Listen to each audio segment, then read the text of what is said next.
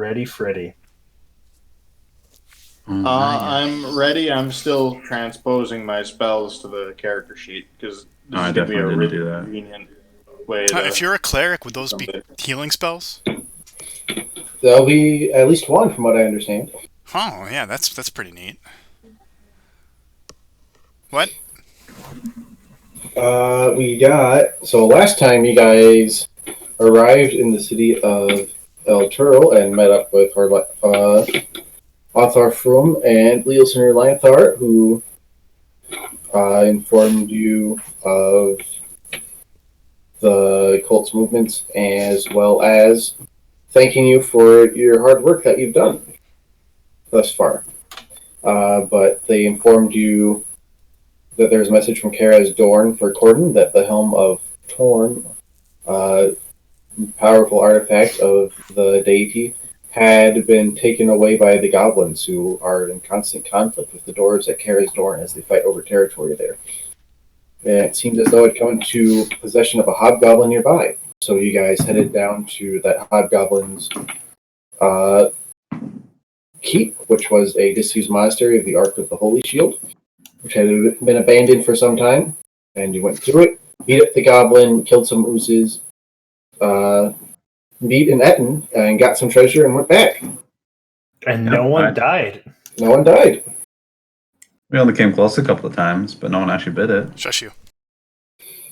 Yeah, it got no one died. It was a very successful adventure. You guys also, prior to this, purchased some pretty potent magical equipment from a tiefling merchant named Zayden Wolf, who also formed a contract with you to get 20% of the treasure that he found while you were adventuring in the area.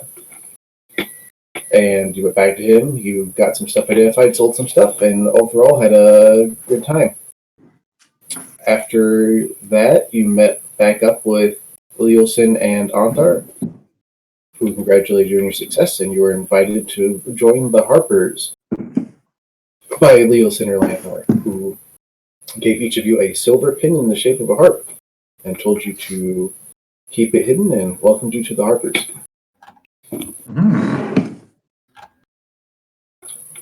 And it's been a day since then, and he and Anthar are going to meet with you one more time to give you further details on your next mission before sending you out once again.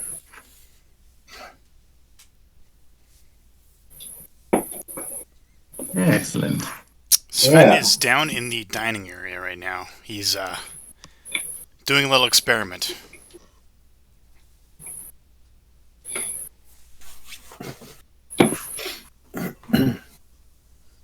I believe I'm going to spend some time properly polishing and doting upon the Helm of Torm. It's only proper that I take respectful care of one of the key artifacts of my deity. That's right. Sometimes I forget your character's respectable. Yeah.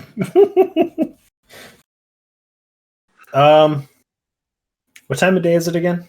Morning? It'll be morning. You guys basically had a day to enjoy, to relax in the inn and whatever business you wanted to do in the city.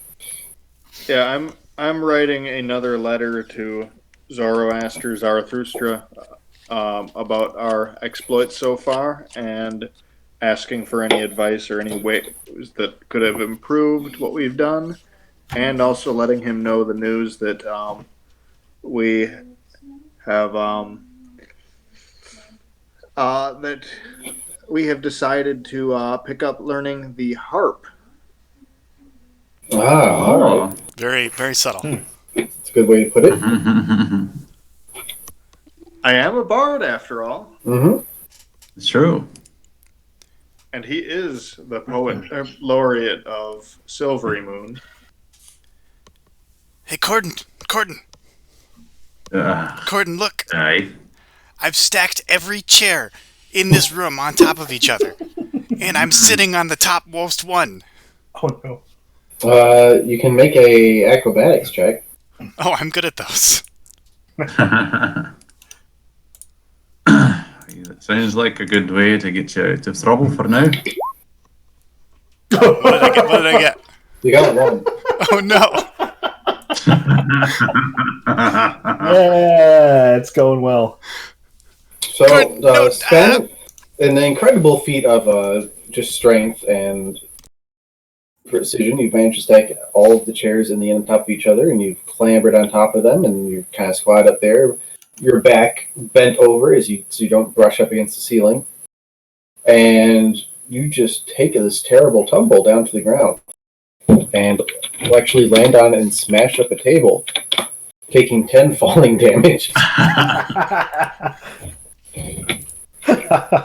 Oh no! And the chairs are in disarray as well. The innkeeper comes out and gives you a good talking to, and will insist that you pay for the chairs you smash. Ravon hears a big crash and comes downstairs to see what the commotion is. And then he gets one good look at Sven laying in a pile of broken wood and goes back upstairs.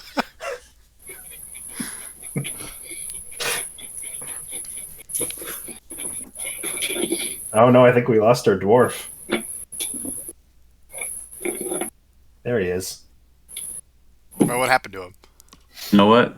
I think What? the internet knew that I was going to ask a stupid pervy question, so it cut me off.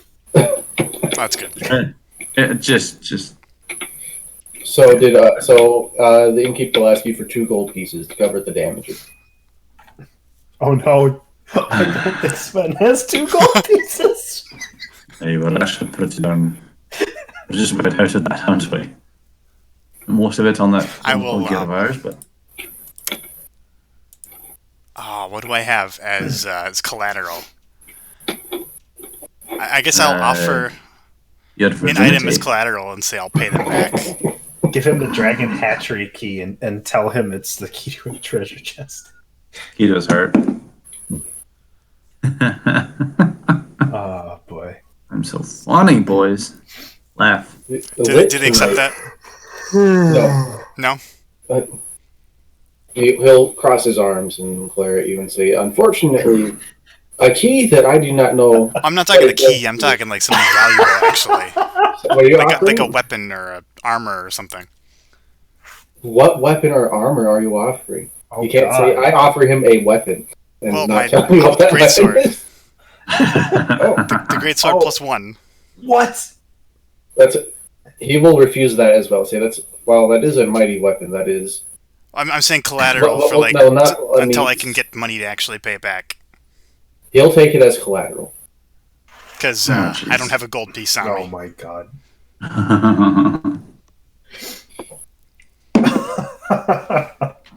So Sven gets up dizzy, disoriented, and having no idea where he is, and is being accosted for money, and he doesn't know what to do. yeah, accosted for money. As if that's any fault but your own. I'm sorry, Corden, was it? I'm very sorry about that. Whatever happened here, but I would hope you'd be kind enough to inform me. What's been happening these past couple days? Hey. Oh, you're back now, are you? I think it's safe to say so. All right. Well, I don't remember if it was you or the other idiot that was there when we were fighting all of the cultists in that cave. We killed off most of them, if not all of them. We came back to the town. We were told by a paladin of Thorm that we have to. We were told that we have to. We were assigned. I don't know how to put it. We were assigned to ensure that Tiamat does not get summoned back into this world. To help further that goal, we were sent to recover the current helm that I am wearing, as it is the helm of Magod, and it is a powerful artifact that was stolen by filthy dirty goblins. So, as it stands, we are now part of a secret society that is helping to maintain the natural order of the world. They're a bunch of good guys, mainly the druids. Wait, no, which one was the druids? The harpers? I don't remember. Anyway. So where are we? So we are currently, I forget the name of the town because I didn't write it down.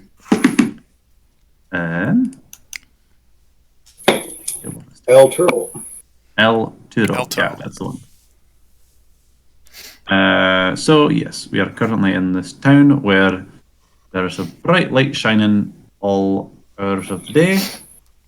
Because it's a good town full of law and order, so no goofing around. And we're awaiting our next assignment / adventure / quest. I should not have drank so much out of the Helm of Torm last night.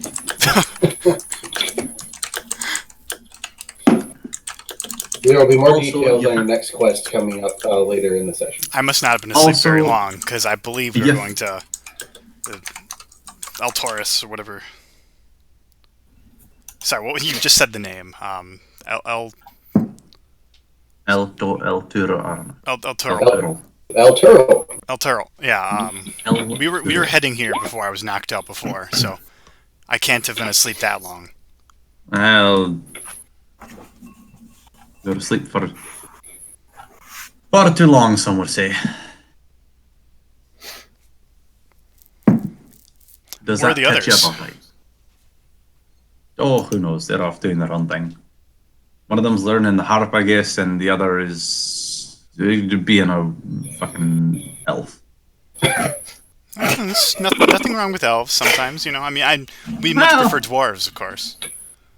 Yeah, as you should. Yeah. So, hopefully I that'll will, keep you. I will saunter on down there, just totally oblivious to the fact that there was a big commotion earlier, and head up to these Well- guys. Well, when you saunter up, all the chairs in the establishment were all knocked on the floor. A barmaid and the innkeeper are starting to rearrange things up once again.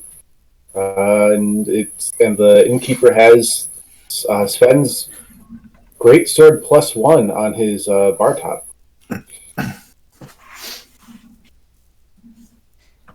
Gedwin, my esteemed colleague. Would you ever be so kind to loan me a couple gold pieces, just a pittance? I look at him a little sideways. If it is such a pittance, why do you need them all of a sudden? Because I have honestly no idea what that oaf did with my wallet. That oh! It is the Capel, gentlemen. Yes. Do not worry about paying me back. Here are the 2 pieces of gold. I profusely apologize to the barkeep and explain that such a thing will never happen again. He accepts your apology and does the worst bargain he's ever done and gives you a great sword +1 for the 2 gold pieces. Oh, of course. Well, as that wraps up, Onthar Froome will emerge from a private common room that he has reserved and invite you all in. We have details on the next mission you will be embarking on. You are in for quite a journey, my friends. And he will beckon you all in to join him. And Rivan, you are in your room, correct? Yes. You will get a small knock on your door, and you will hear Mr. Froome's squire, Ardo, invite you down to the common room for your mission. Ravon gladly accepts. All right. After you are all in there and settled, once again, the squire will nod to Mr. Froome and leave and close the door behind him, and you are once again with Onthar and Leosin. They will say, based on what you've told us on the actions of the Cult of the Dragon and how quickly they headed north after abandoning camp, we believe that they are headed to Baldur's Gate. Oh. And from there, our sources tell us that they will be joining a trade caravan that will be heading from there to Waterdeep. The trip from between Waterdeep and Baldur's Gate is about 550 miles, and it is a many-month journey, which is why trade caravans are formed for multiple guards and for the safety of everyone on the trip. Now, Baldur's Gate is but a 15-day travel from here in El Turil, but those cultists will have quite a head start on you since you spent a couple of days here and a few in Greenest, and then your 6-day travel here to El Turil from Greenest. So to expedite the process and to make sure that you arrive at Baldur's Gate about when they do so you can join their caravan, Mr. Lanthar here, he'll nod to Leosin, who will nod back, has arranged a ship to take you from El Turil straight to Baldur's Gate.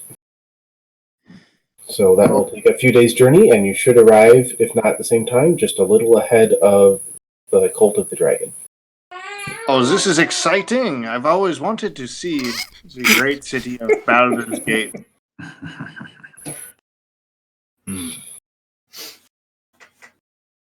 I've lived fairly close to that city for many years, but never thought I'd actually visit it. I rolled a 10 on history. What can you tell me about Baldur's Gate? Okay, Baldur's Gate is a bustling center of trade with goods coming from the north and south by wagon along the tradeway and by ship on the Sea of Swords, and from the east along the river Keonthar and from Cormyr and Sempia. It's situated on a prominent bluff next to the river, overlooking an excellent natural harbor. It is divided into 3 distinct segments. The upper city, where the richest and most influential citizens live, and where the city's marketplace, the Wide, is located. The lower city, which surrounds the harbor, and where most of the city's merchants live and conduct their business. And finally, there is the outer city, which lies outside the walls, where most of the city's laborers reside, in conditions that vary from crowded but clean to squalid and dirty. That's a good 10 on history. Will give you that basic information. Yeah, I'll relay the little I know about that to the party.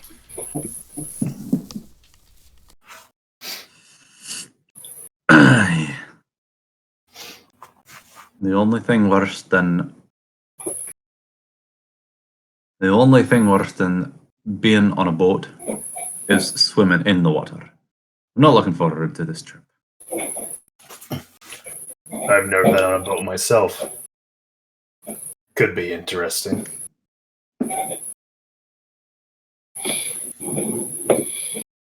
It should be an experience. Due to our contacts, you will have no trouble getting aboard the ship. You will be on there as travelers interested in seeing the sights of Baldur's Gate. Nothing suspicious. The river Keonthar will flow directly from El Turil to Baldur's Gate, and that trip will be quick and it should be comfortable. And in theory, there should be nothing to harry you on your way there.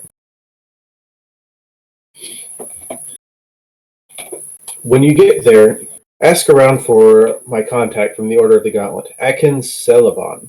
He operates an equipage business in the outer city, north of the city wall, in a district called the Blackgate District.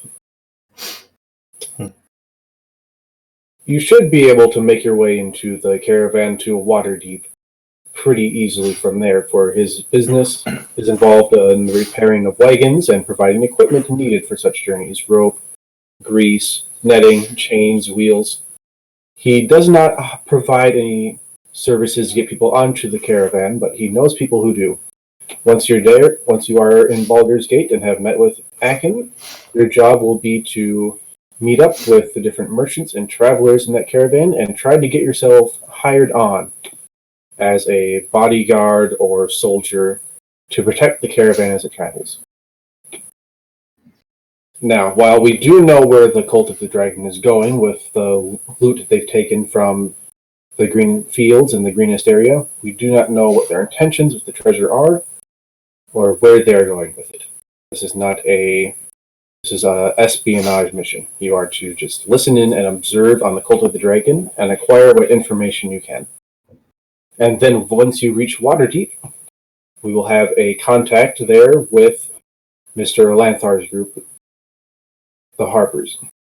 And he will provide more information on that in private. As offended as I am, he does not wish to share the names of others in his organization with me. I respect their privacy, and they do good work. Do you have any questions? None whatsoever. Are you sure the boat doesn't have any holes in it? Quite sure, unless you make them yourself. I do advise that. It will make your journey either much longer or cut quite short. I think you'll be okay, dwarf. Other dwarf misunderstands that ships, they mean freedom. Have you not heard this from your people? From my people, the dwarves that live in the mountains, where the rock is sturdy beneath our feet and above our heads. No, I've not heard that from my kind.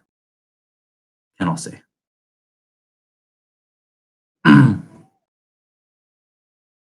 It takes a certain dwarf that's a bit touched in the head to want to set foot on something so unsteady and unstable as a boat. I will be right back. Well then, we will have to make sure that Capel holds your hand as you board, if you are that scared. There will be no holding hands with anybody. There will be no holding hands at all. Come on, dwarf. Live a little. So if you want to hold hands, why don't I just grab yours then, eh? You're welcome to try. Oh, I just might have to then. Drag you aboard with me. I won't need to be dragged on.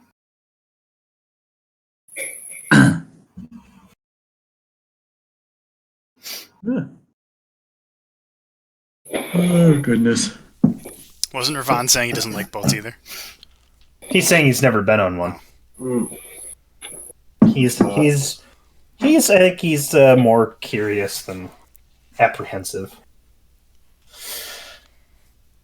I can assure you that is not. Anthar Froom will let you know that he will provide any new equipment or clothing you feel like you might need. He advises that since you were seen in the Cult of the Dragon camp, there's a risk that you might be recognized, so any sort of disguise or change of clothing you might need to alter your appearance even slightly would be advised.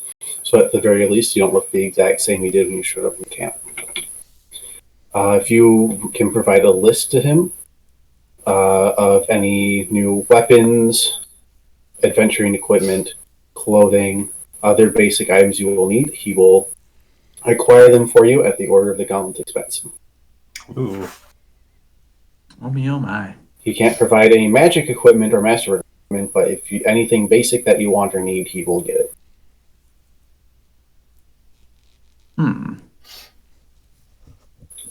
And I'll let you think on that and discuss with Mr. Lanthar what you need, and I will now leave you with him to discuss your special Harper business.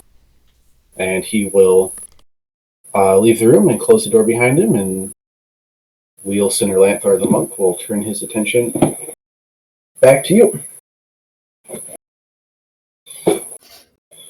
The first thing he'll do is he'll reach into a coin purse at his side and pull out four small pouches that jingle with coin and pass them to each of you. This is 50 gold pieces for each of you. There should be enough to cover any unforeseen travel expenses you may encounter.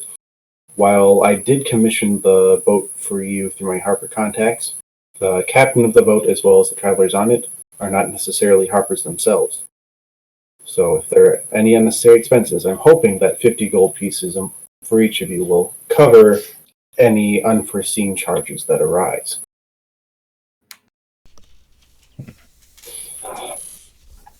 and he will Most is in your he'll look to Gadwin and say, when you arrive in Waterdeep, your Harper contact will be your mentors or Aster. When you meet him, make sure that if you speak the code word that we use among us Harpers to communicate to each other, that kind of as a code to other Harpers know that another Harper is speaking to them, but will sound as if nonsense to the uninitiated.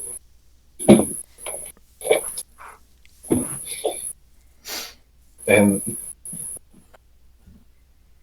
you should be, and the phrase will be, how does the harp play this night? And a Harper in the know will respond, with strings plucked with silver. That should sound like nonsense to anyone else, and if they do not reply with the proper code word response, So one more time, please, Alex. I'll type that out. How does the harp play tonight? Yeah, how does the harp play this night? That will be the call, and the response is with plucked with strings of silver.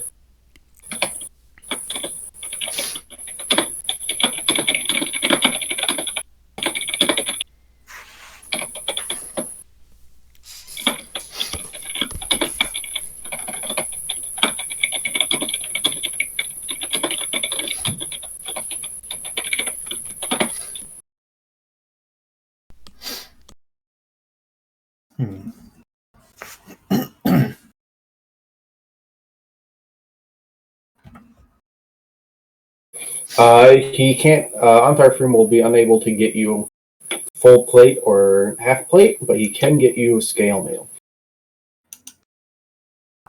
Perfect. I just need any kind of heavy armor. Anything's an upgrade from studded leather. Mhm. Because I just got with my class specialization thing, got medium armor, and then I took my feet on 4th level to get heavy armor. Great. At what point does my stealth start to be affected by armor? It's only affected by stealth in the sense that on the armor table in the player's handbook, there's a check for disadvantage. So you'll just have disadvantage on your checks. There's no flat penalty. Oh, okay.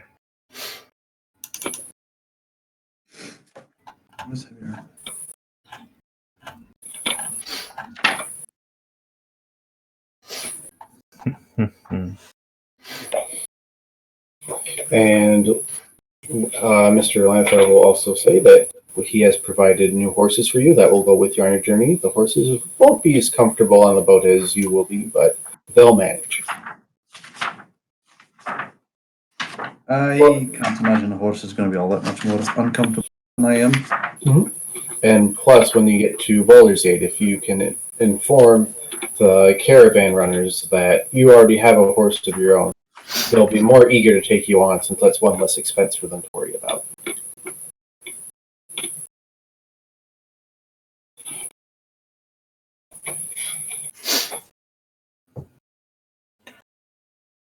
Ooh. Can he get breastplate? He can get any armor that isn't plate or half plate. Ooh. Because those are very expensive. I would love some breastplates. Of course, we could have bought full plate with the money we spent on magic items. But That is true. I think we're pretty well off with those. Oh, holy shit.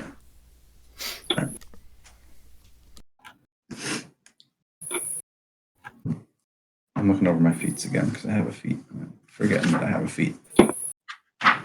And with that, Leosin or Lanthar will conclude your meeting and say, please provide the list of equipment you need to Antharfrim, and I bid you all good luck.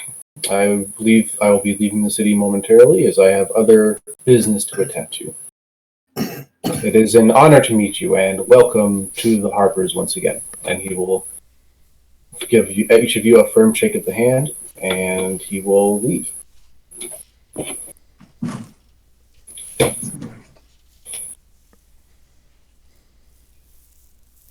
Capel's going to be looking through his equipment, kind of eyeing up what he's got.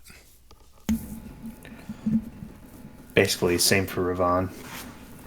Can any of you explain to me what happened to this helmet? The helmet I'm wearing on my head? No, mine. You rolled it into several traps. Presumably to save our lives. Excellent.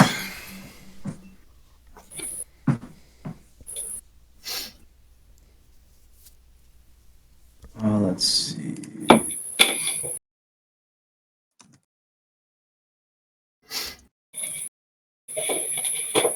If you want to type into the Roll20 chat any item requests you have, I will look over those.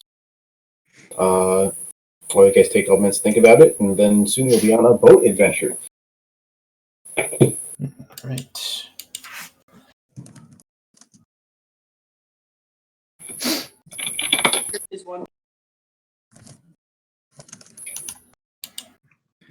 I need to remember that because of my heavy armor master feat, damage from non-magical weapons is reduced by 3.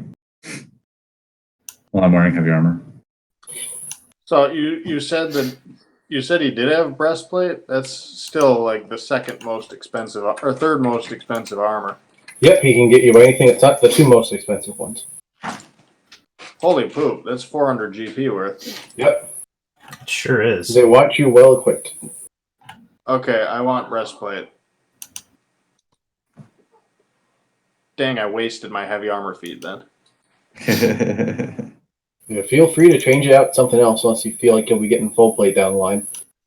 I think down the line I might. So yeah, what the heck? Let's get breastplate for now. So I can't get. Oh wait, no, I could get. I could get splint mail, couldn't I? You could do Right. splint mail if you wanted. Because you're just saying he can't get half plate or full plate, right? Yeah, the two most expensive equipment options Okay. for armor. I Yeah. think. So then I need. I'll need splint mail.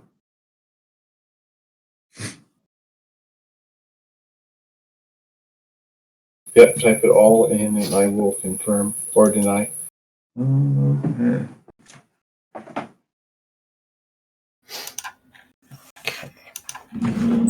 But I'm also like giving myself a little bit of a haircut and whatever to look like an actual noble instead of like a vagabond like I was dressed before. So I'm going to look very different than I did for the earlier part of the campaign.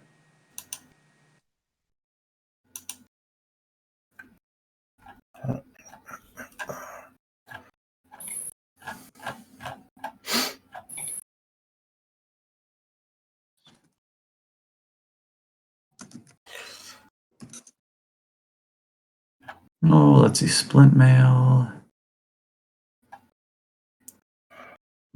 What do they even say Torm is? Like, what are his colors? Did I say anything about his colors?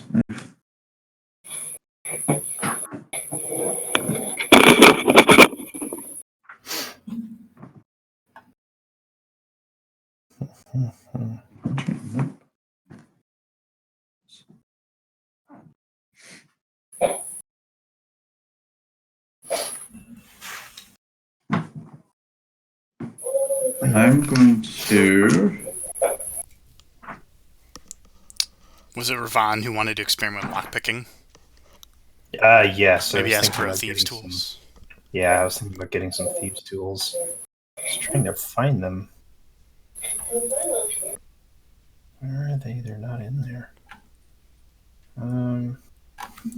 Not in the adventuring gear. Where are they?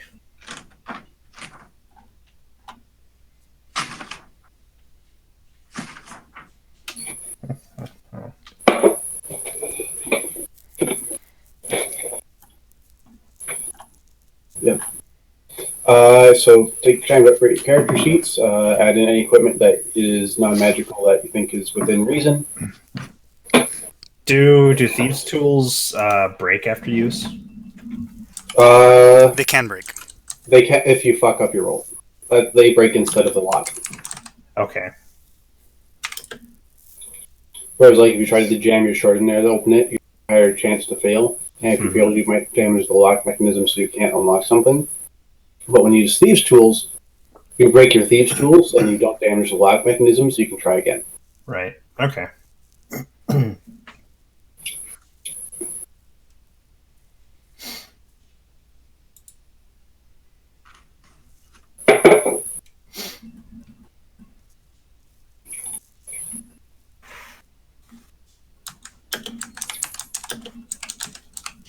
Yeah, and hopefully you guys can get yourself fully kitted out with basic equipment in a way that you feel like you're healthy adventures. Yeah. I'm pretty much set for the most part. Like everything that I think I would need would be magical in nature, and he can't get any of that. So You can't think of smaller things that you need. I mean, off the top of my head, I'm kind of looking around.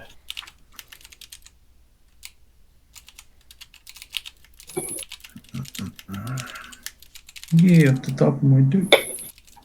And anything that's like rope or 10-foot poles or anything like that you want, this is a good time to pick that up free of charge.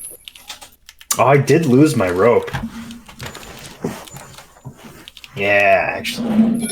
Out of curiosity, I don't remember if you guys did this, but did you have Zayden Wolf look at those 3 mystery liquid vials that you got last time? No, because we have the identifying. They weren't glass. magical. Oh, They were poison. were they? Or we assume. We don't actually know. Yeah. Right, so I'm asking if you had him look at those or not. I don't remember. Or is that something you guys would be interested in having him look at? I was planning on paying him another visit. Okay. Mostly to see what I could get from that masterwork bow.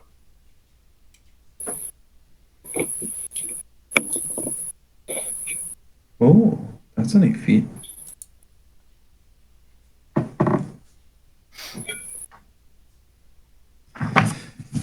Okay. Biggest thing for me is. Ooh, you know what? Get one of these too.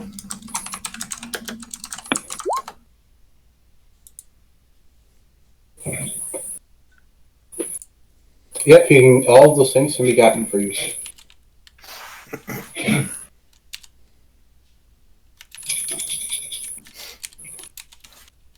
Heck yeah, my armor class is much better. I'm just developing a list of like all the little things that Sven was an idiot and didn't pick up.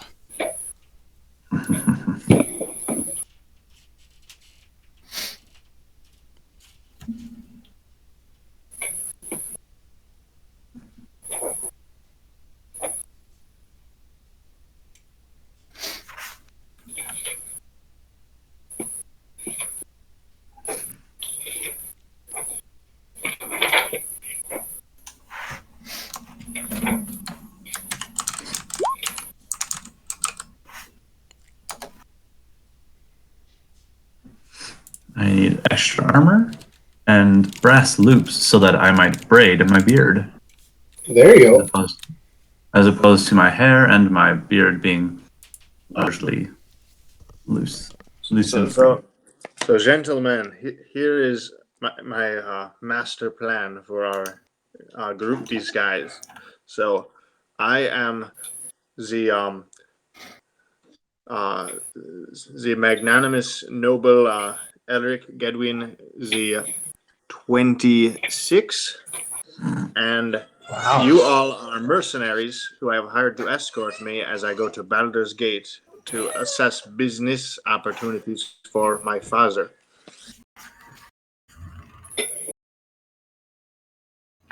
It is the perfect cover. I believe we can do that. Sure. Wait. And we can even show some of the pieces of armor we have looted from the dragon cultists and shows them to certain authorities and tell them to watch out for these people they have robbed from me and my father. What if they're part of the cult? Oh, then we make them disappear. I see. This is normal business for the for the House of Gadwin.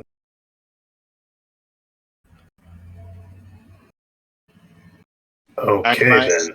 And my older brother, the 26th, he is a ruthless man. That is who I'm pretending to be. I see.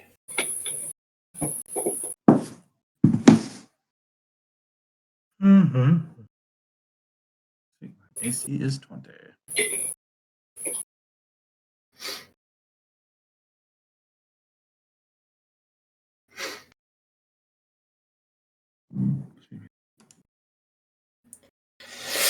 All right. Can I pay a visit to Zayden Wolf? You can. All right. Ravon just kind of saunters up to the counter and pulls out his masterwork bow and says, "What do you think?" He'll look down at it. He'll pick it up. He'll look it over.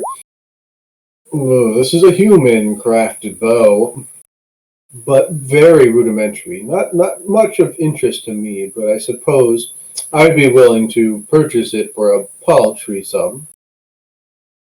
And that paltry sum would be 100 gold pieces.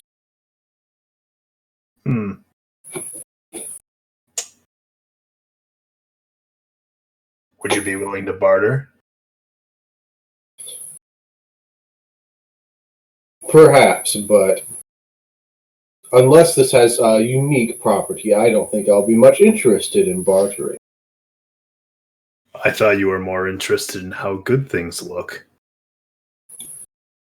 I am, but this is of no consequence. You could walk into any blacksmith shop, buy a master smith, and you would find just as fine a bow. Does not quite have the unique craftsmanship of those lovely kobold statues you brought me the other day, or that absolutely fine dagger.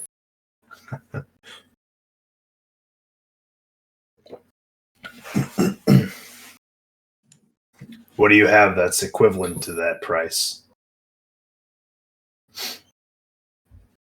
I have these, I suppose, and he'll reach down into a glass case in front of him, and he'll pull out 2 small potions with red liquid in it. You recognize them as potions of healing.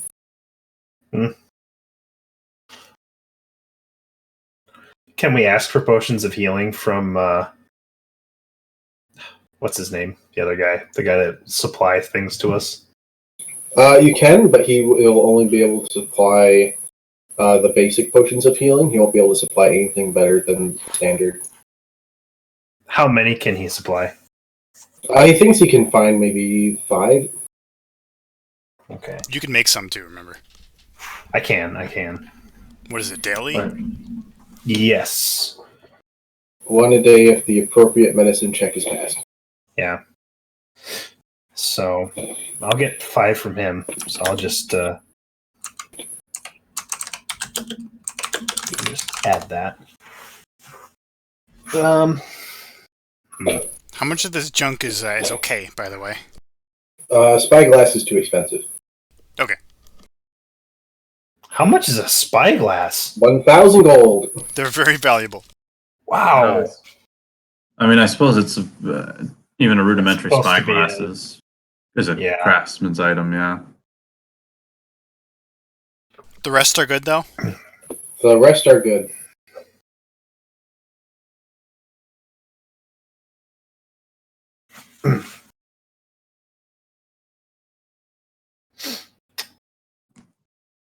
Very well. You have a deal. All right, he'll take the bow, and you can get 2 more potions of healing. All right. Are they the basic potions of healing, or are they? You would have to identify them to find, Oh, okay. or ask him. I'll ask him. Are Uh, these? Oh, sorry. Go ahead. They are potions of greater.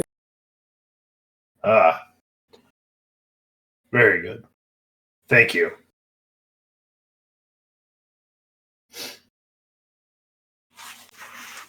And Ravon will go back. How much? We're leaving the next day, right? Yes. All right. I'm gonna roll medicine and create another potion of healing.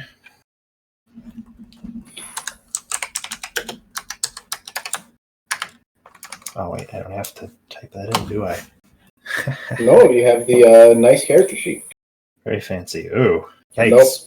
Nope. You get it done. You need to hit 15, Rest in peace. and that will occupy most of your day trying to make this potion.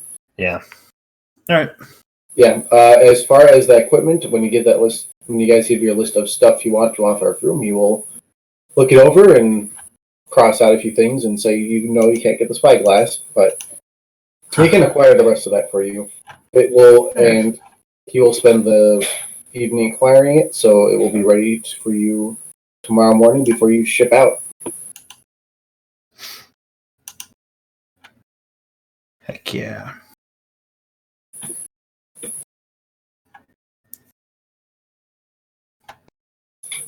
And in the morning, is there anything else to do before we move to the next day? Well, other than praying and not much to do other than. Oh well, no, I'm going to.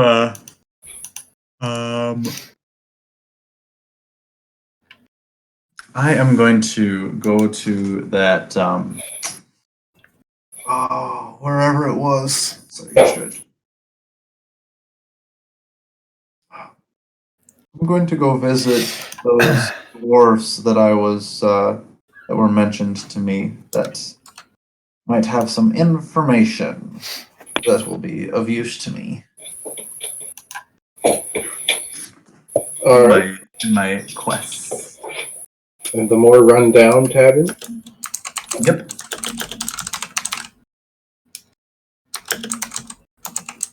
I'll spend most of my first day after going to that list. I'll spend most of my The weapon weights are actually Stay way there. better in this than D&D 2.5.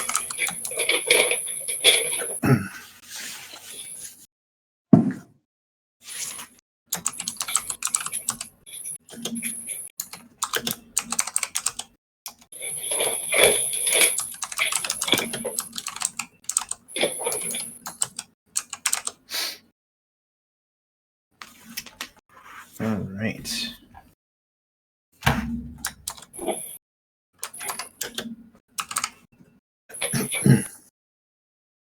I think I'm pretty much good to go. Is there anything that or Dylan would like to do? Anything what? Sven or Gedwin, anything they'd like to do?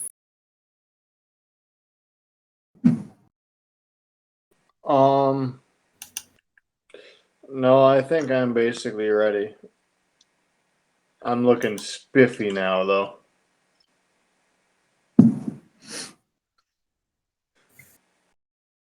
All right. Well, Corden, you make your way over to, as the evening wears on, you make your way over to Gallogar's Inn in the dock district of the city. It is known to be frequented by sailor dwarves who come in and get their and try to get rid of their sea legs as best they can before they ship out again.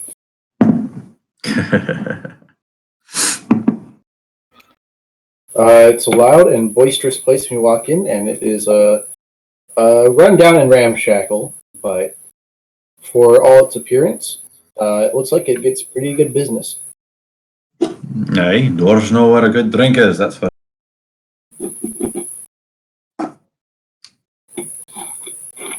Well, I'm going to. Oh, go ahead. Oh, you go. Well, so the first thing that I'll do is I'm going to ask the. I'm going to approach the bartender, and both order something quite stout and potent to drink. But I'm also going to ask if he has happened, if he's had any scholars or anybody, any sort of scholars come through recently. Anyone, maybe any other dwarven clerics, or perhaps anyone that seems like they are well traveled beyond.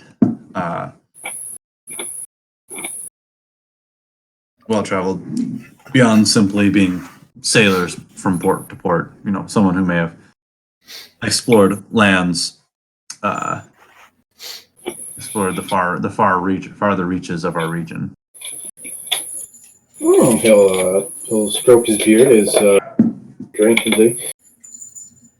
Well, many of the dwarves here are travelers. They are sailor-dwarves, running the boats, raising the sails, and loading the cargo onto many of these ships as they come through and do trade. But they're mostly familiar with the River Keonthar and Baldur's Gate and the other trading hubs on this river. They don't go much farther than that. It's hard enough to get a dwarf to become a sailor, but getting him to go out to sea beyond the river, because at least when you're on the river, you can see the land that your feet so crave. Aye, I know. I certainly know the thought. There was a.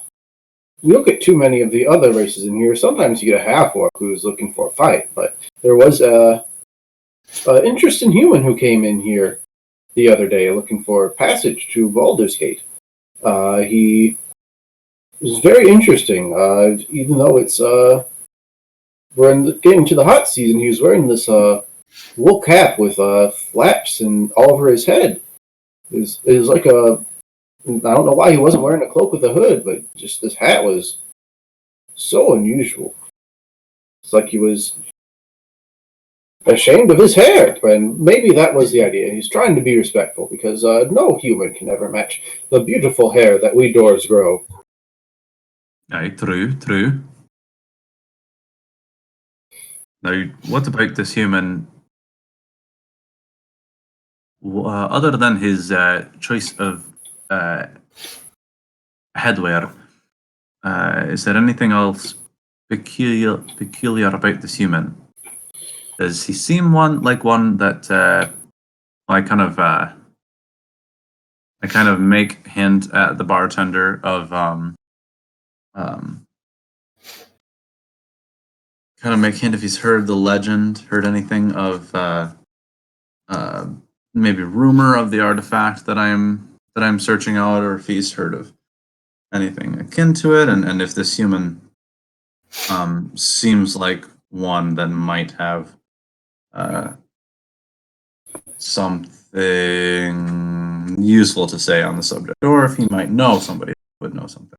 Roll a persuasion as you try to get information out of him. Okay, that's going to go interestingly. And you have advantage because you are a dwarf talking to another dwarf. I was about to ask. Right.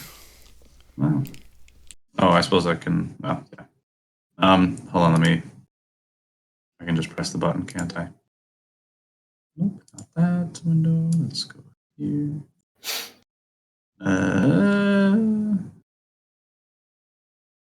Whoop.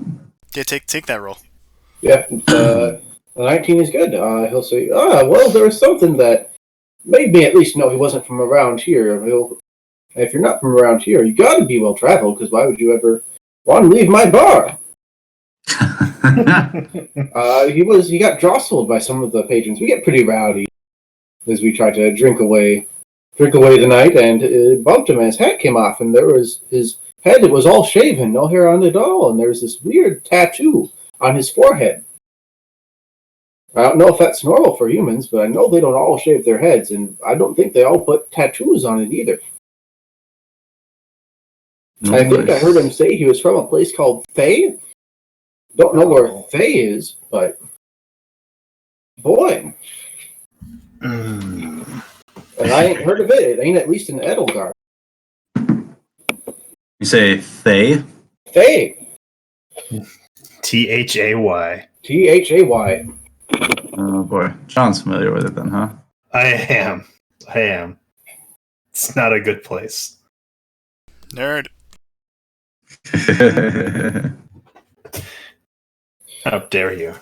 But yeah, I told him that there was a boat shipping out to Baldur's Gate on the morrow, and told where he could find it, and he tipped me generously and was on his way. Didn't even buy a drink. Felt damn bad taking his money without giving him any.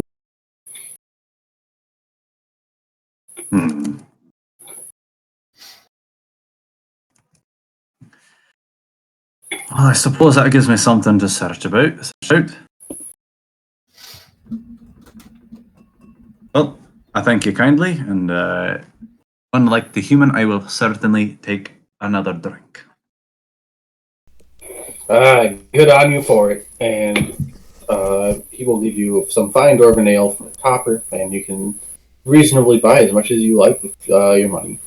Ah, yes. Oy, 5 gold worth. Oh, on the whole round for the houses? Or are you Hey, going why to not? be drinking those 500 beers yourself? Hey, that'll pay for quite the rowdy crowd tonight, won't it? I will. And the bartender will take your gold, smile, and start handing out beers, and you will become a hero of the night in the tavern. Reminds you of the Excellent. time you made a bunch of rowdy kobolds kill everything. Yeah. Things are always loud around Corden. Would I meet up with you in my search? What are you searching for? Just kind of anything in particular, wild rumors, nothing specific. You can roll investigation, I could roll Awesome. investigation. since you're not looking for anything specific. But I might narrow my search down if I hear back from Corden. But I don't think Corden's going to be back in time to narrow it down for you. And that investigation roll doesn't really net you too many interesting things. You hear like vague rumors about like what noble in the town is up to, and a rumor that Antar Froom may be unmarried, that sort of thing. But nothing wilder than like local gossip. yeah.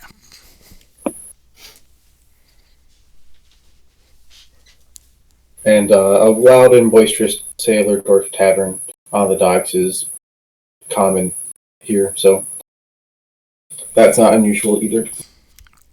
So I wouldn't reconnect with Corden. You would not reconnect with Corden unless Corden comes back any Well, was he earlier going to than stay 2 there, a.m. at the tavern? That's the impression I got, but Corden, are you going to be leaving the tavern? Well, at this point, it won't be until a fair way into the night. Boy, okay. In that case, All right, next date.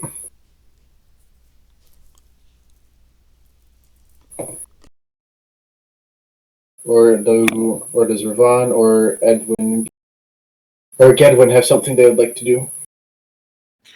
No. All right.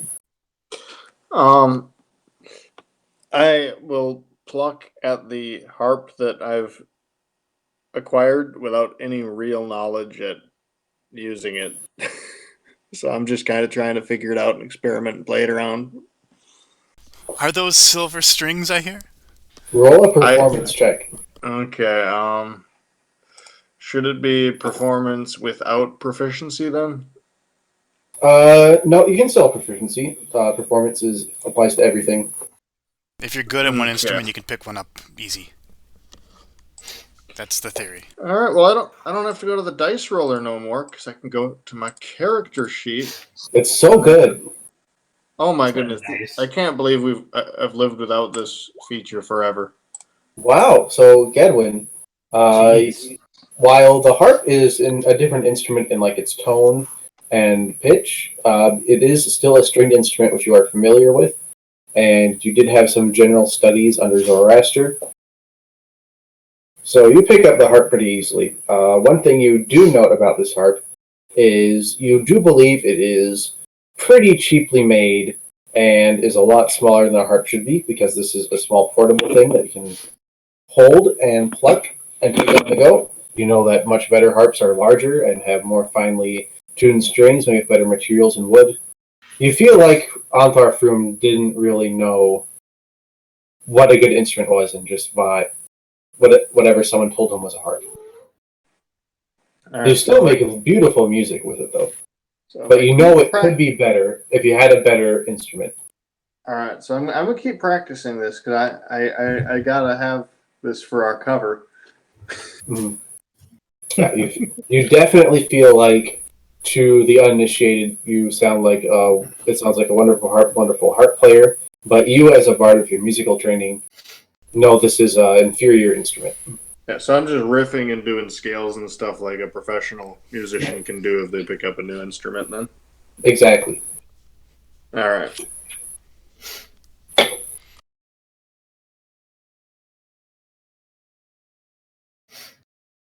All right. Eventually, we'll transition to the next day. Corden stumbles into the pair of black antlers at some point during the night, or maybe he just shows up at the dock the next day, ready to go.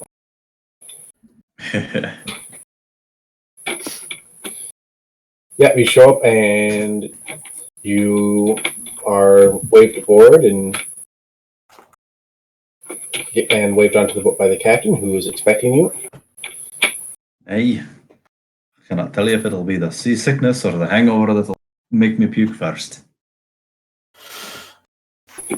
Just don't puke anywhere near me.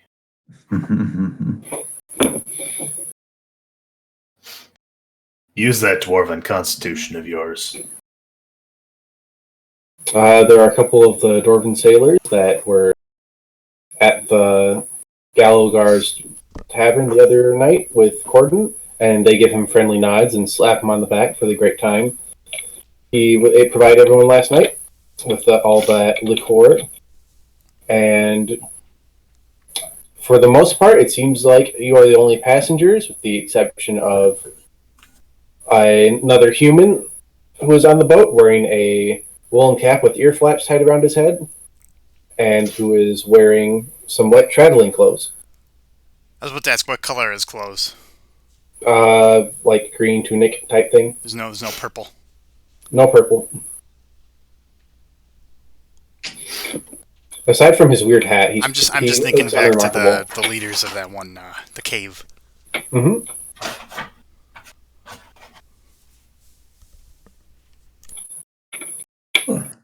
So Capella's going to not mention to Corden that he's actually been involved in shipwrecks before, and he'll try to make small talk with the new guy, the stranger.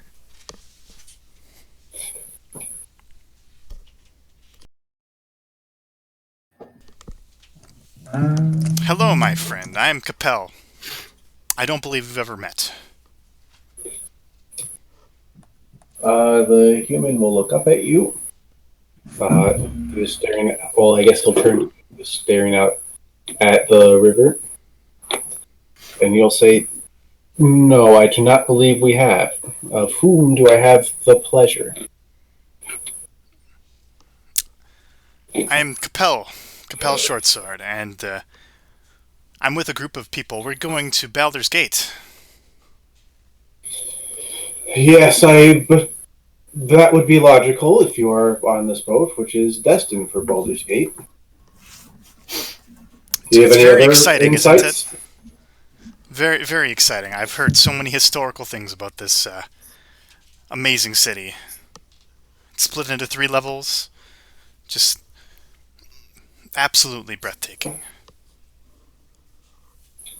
Why are you going, may I ask? Well, I'm just going to see the city. As like you, I have never been, and I am interested in seeing what wonders it has to offer. Ah, yes, of course.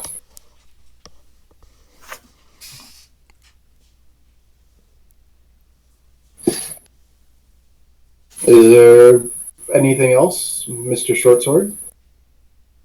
Oh, I don't believe I caught your name.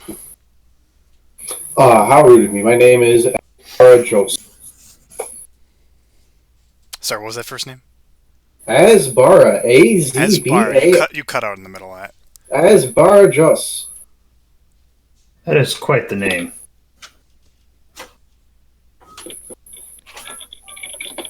Quite excellent. Well,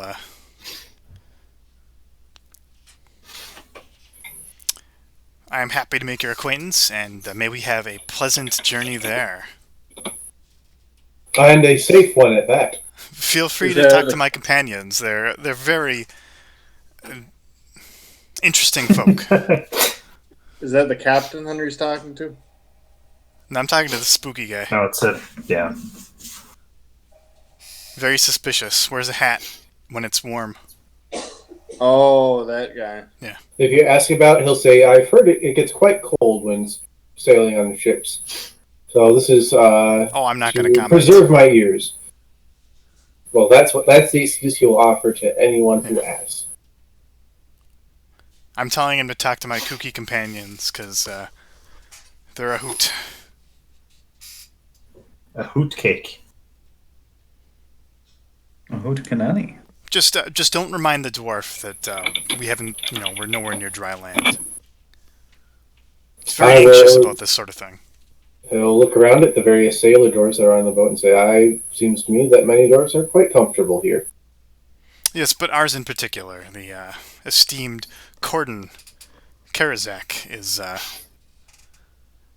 well, he's quite nervous. This is his first time on a boat, of course. Maybe. I don't actually know that. It is. Oh, well, Then I suggest you trade in your dwarf for one of these better models. And he'll gesture to one of the sailor doors.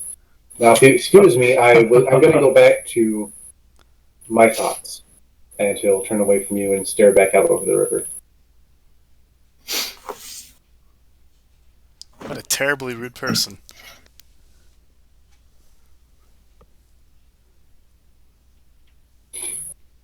Alright, Capel's done his due diligence. He's been polite. He's been kind. He has. What are the rest of y'all doing? Ron's.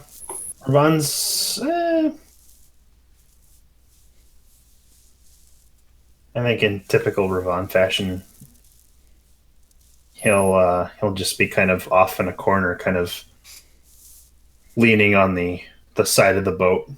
He's sharpening his arrows, getting ready for a kraken or some troglodytes.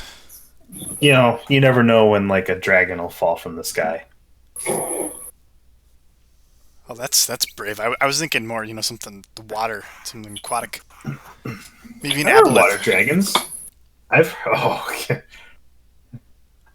Can I? I want to do. I want to do a nature check on Okay. the water, like the ocean. Okay.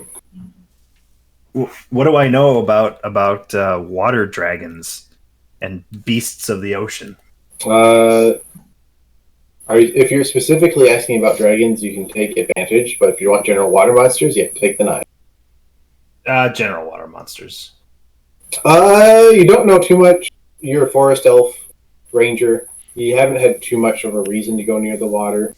Mm. You know that there are some dragons that do well in the water. Specifically black dragons.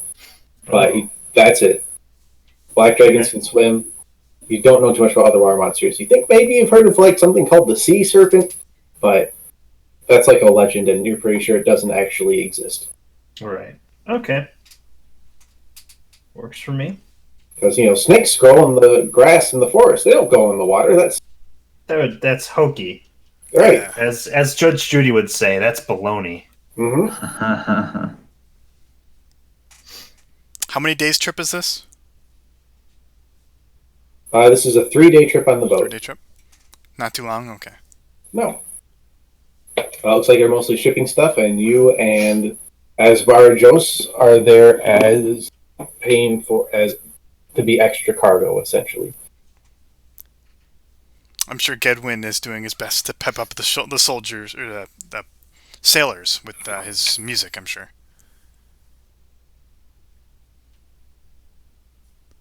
Gedwin? And if there's nothing else anyone wants to do in the boat, days 1, 2, and 3 of this trip will pass without incident. All right. Well, for the boat ride, I'm going to try not to talk to any of my bodyguards that much because they're just people that I'm hiring. Instead, I'll try and strike up conversation with the captain. All right. The captain doesn't have too much to offer in the way of conversation, but he is more than happy to talk about how good he is at running boats and being a great boat captain because you seem like a very wealthy nobleman. I'm going to throw a line at our good friend Asbara Jos. All right. I'm going to ask them, how does the harp play at night tonight? He'll stare at you and be like, not too well if that guy's playing it. I apologize profusely. He's just learning, as you could tell, I'm sure. Yes, this music is... I apologize, seemed rude, but this music is not quite what I'm used to. We'll put it that way. Where are you from where you hear such good music? I'm from land. I thought this was boat music. I've been to many cities over the years, and I've heard a great deal of music. But what kind is your music? I guess. He'll give you an odd look. And what kind of music? Well, you say you've heard such good stuff.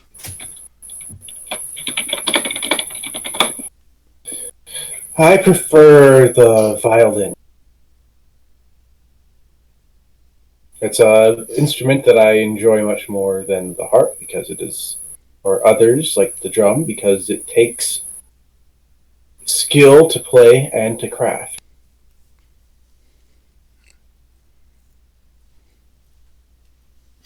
Is there a particular performer that you revere?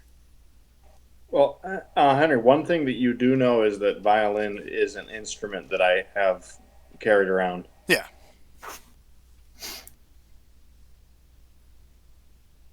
There is no particular performer I enjoy, but if I happen to hear it on the street, I will stop and give it a listen and provide coin for the performer. You really don't want to tell me where you're from.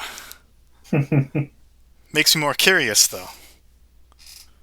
His voice will take on edge and say, I would rather you did not pry into my private matters. Thank you. If you want to inquire further, you'll need to roll a persuasion check. Oh, absolutely. Ooh.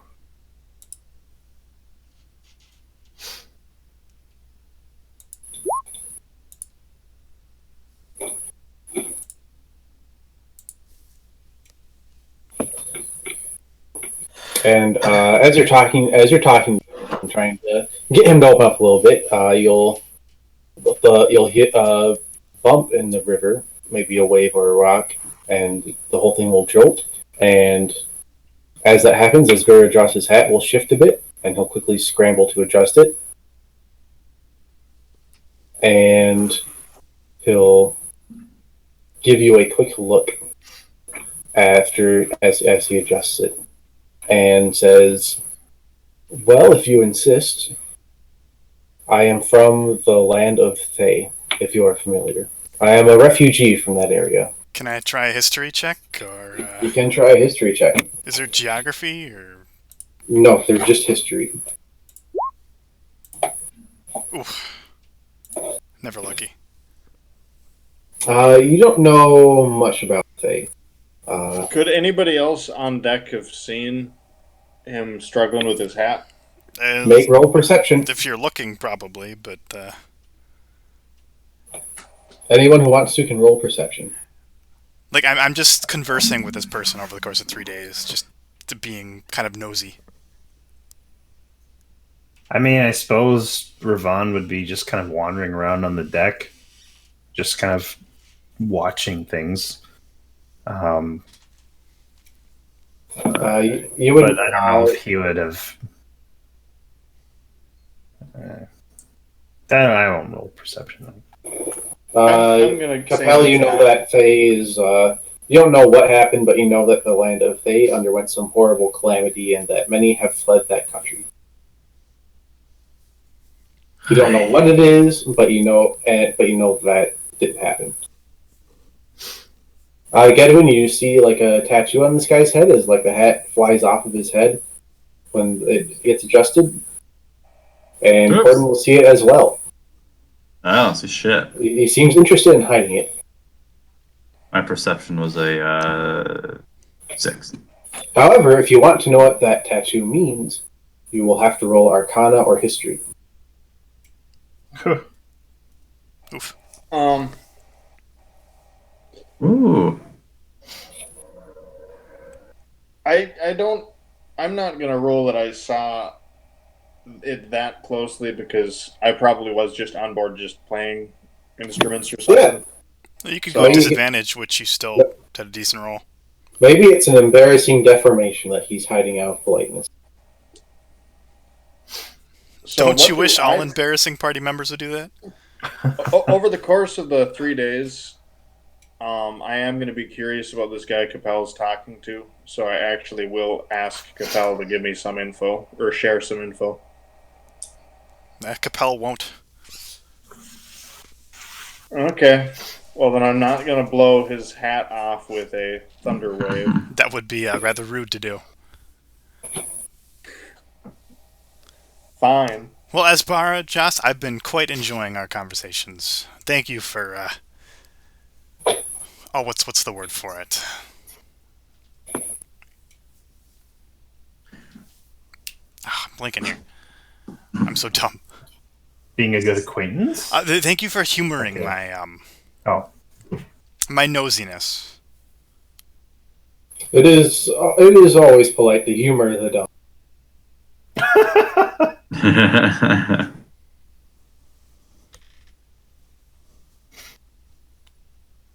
Perhaps you guys we'll probably see each smarter. other again, and he will go back and he will go to his quarters below decks.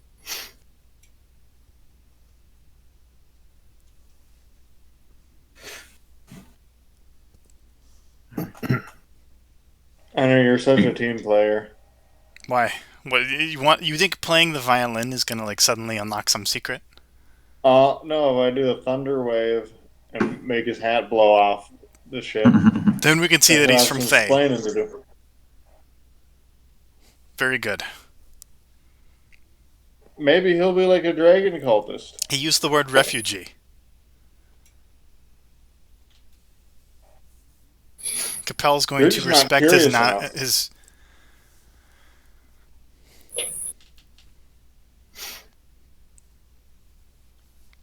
Unlike Sven, Capel is lawful good, so As am I. he's not Ew. going to be a dick to someone who says the word refugee.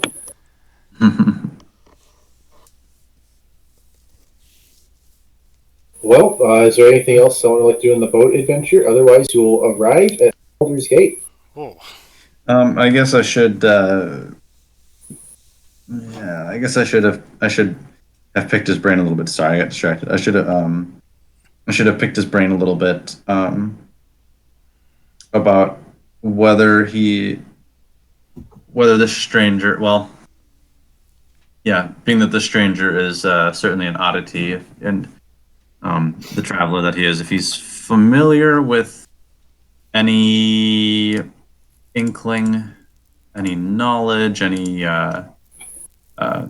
sort of hints of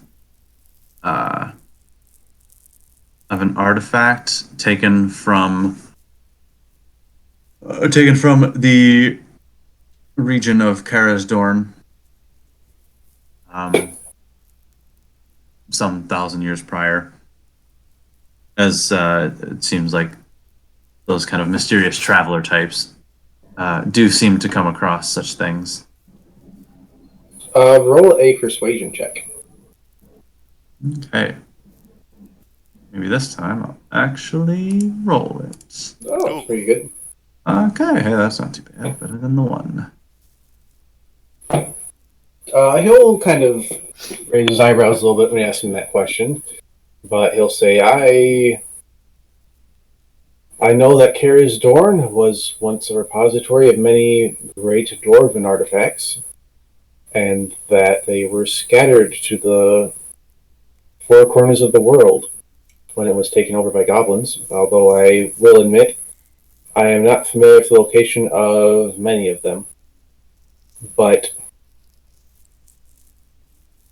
how interested are you in acquiring this information? And Mr., and he'll inquire your name.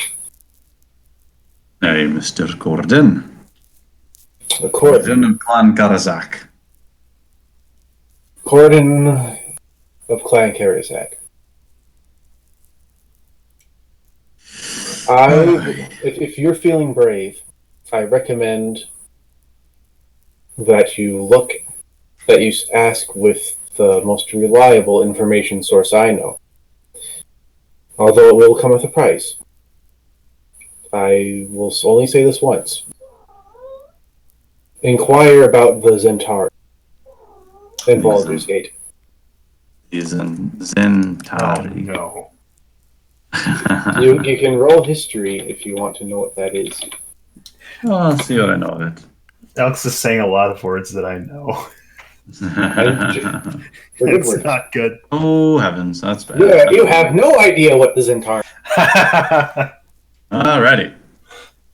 Right.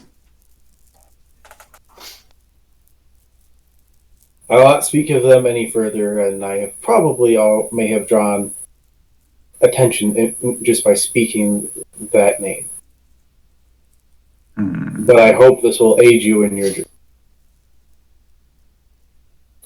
Hey, But that's how I may not see you again if you do go asking about this. And then he will remove himself from the conversation. Alright. Interesting. Interesting. John, you're doing a very good job of holding in your meta. So No, that's because he's typing wildly to me. Absolutely. Absolutely. That's why you can hear my mechanical keyboard over the mic. So I Alex, think when I'm Henry talking to is. the captain, Oh, sorry. Yes. sorry, when I'm talking to the captain, I am basically acquainting myself with kind of the trade situation in Baldur's Gate and any notable people that I should know about if I was going there for business reasons, actually. So I'm just kind of getting caught up in all that kind of stuff. Well, the guy will kind of look really confused. Like, you're going there for business and you don't know anyone in Baldur's Gate. Whoa. You might be out of your league, pal. Tell him about Waterdeep. Tell him you're the 26th. Actually, I looked. I read the Roman numerals wrong. I'm the 16th. But, Oh. Oh, wow. 10 of them died. Congratulations, Gedwin. But so I'll tell him. My father did not brief me very much. He has. You see, I have 16 siblings, and so he has very little time for the second youngest. Goodness, 16 siblings. I feel for your mother. Give her my condolences.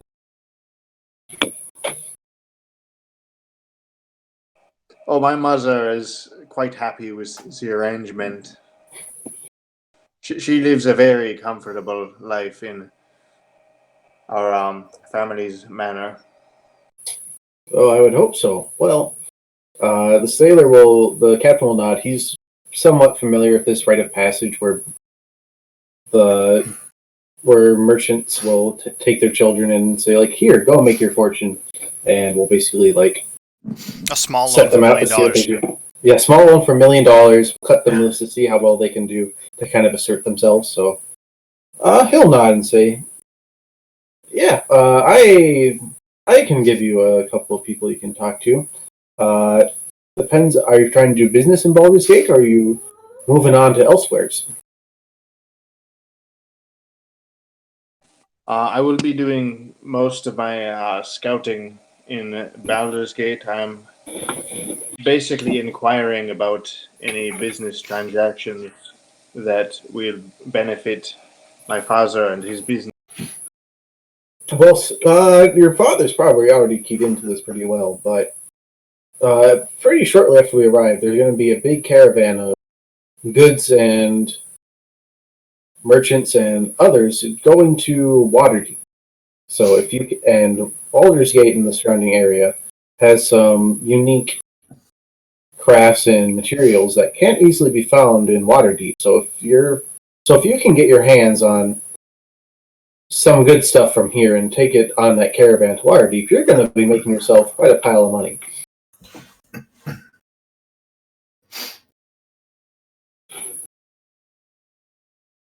I will make sure to do that. That is actually on my return route because I am from Waterdeep. Oh, my goodness.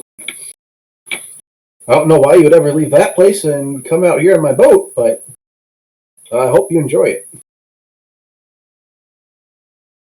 It's a wonderful city from I've heard. All the wonders of the world without any of the dirt and grime of Baldur's Gate. Or the Zentarum.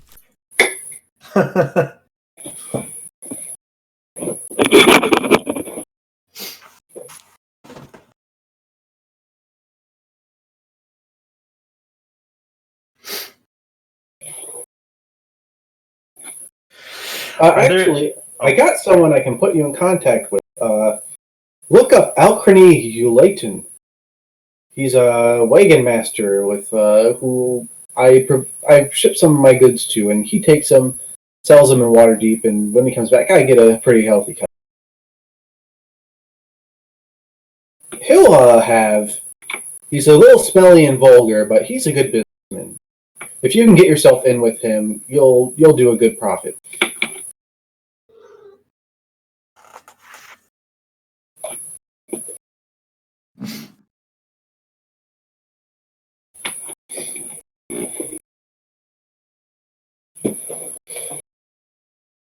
All right, Yvonne, what would you like to do? Are there any? Well, Ravon's just kind of been spending most of the time wandering around. Kind of, he. If any of the party members are watching him, they're definitely seeing a different side of him, where he is actively curious. He's walking around, looking at the water. Are there any other archers on the boat? There are not. It mostly seems to be the captain, who is half elf from all appearances, and his crew, which seems to consist mostly of these sailor dwarves, and their weapons seem to be throwing axes. Okay. He's going to talk to the captain then. All right. He'll approach him and kind of I suppose while the captain is steering the boat, he'll kind of stand next to him and kind of give him a side glance and Maybe grunt at him a couple times. yeah, no grunting. He'll say, I haven't really seen very many half elves. I'm not used to seeing one of my own kind. So out in the open. The captain will give you a side glance while he's focusing on steering the boat and just say, "Oh, well, we don't keep any secrets out here on the boat, whether it be river, by sea, or by ocean. Too many things can go wrong too quickly, and, well, you don't want to be keeping secrets from dwarves anyway. They don't take too well to finding out new things in a desperate situation. So it's for the best for everyone that everyone knows who I am and what they're dealing with when they're on my boat." Tell all this to the guy with the hat. Fair enough. How did you come to captain this vessel?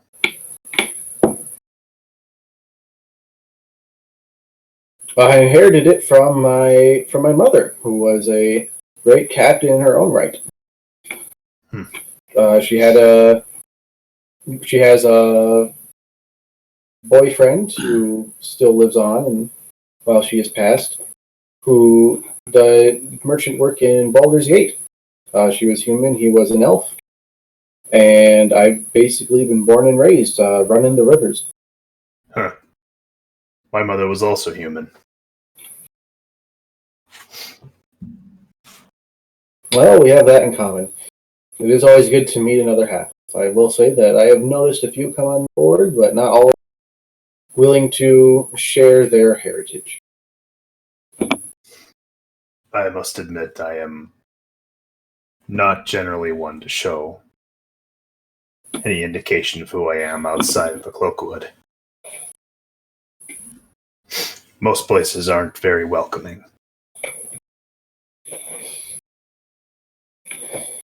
Oh, yes, that is true, but at least here on the river, everyone has been welcoming to me so far, and hopefully everyone will still be welcoming to you. What business do you plan to do when you reach Baldur's Gate? If I clearly see that you are a capable adventurer, would you be willing to be hired onto my for a few months and maybe see if this is a lifestyle you'd enjoy? I do enjoy this new experience. I've never set foot on a ship before, but unfortunately, the one over that one over there, the one with the harp, he pays me good money to be his bodyguard. Yeah, I can't compete with 10 gold pieces a week that the bodyguarding life offers. Plus, it is good money. Plus, if we were to renege on any contract, I have no doubts that it would reach his father's ears quite quick. And this one, 16th, 17th, 18th, I don't remember which one he is, but he has a reputation for being extraordinarily cruel. I don't wish to face that.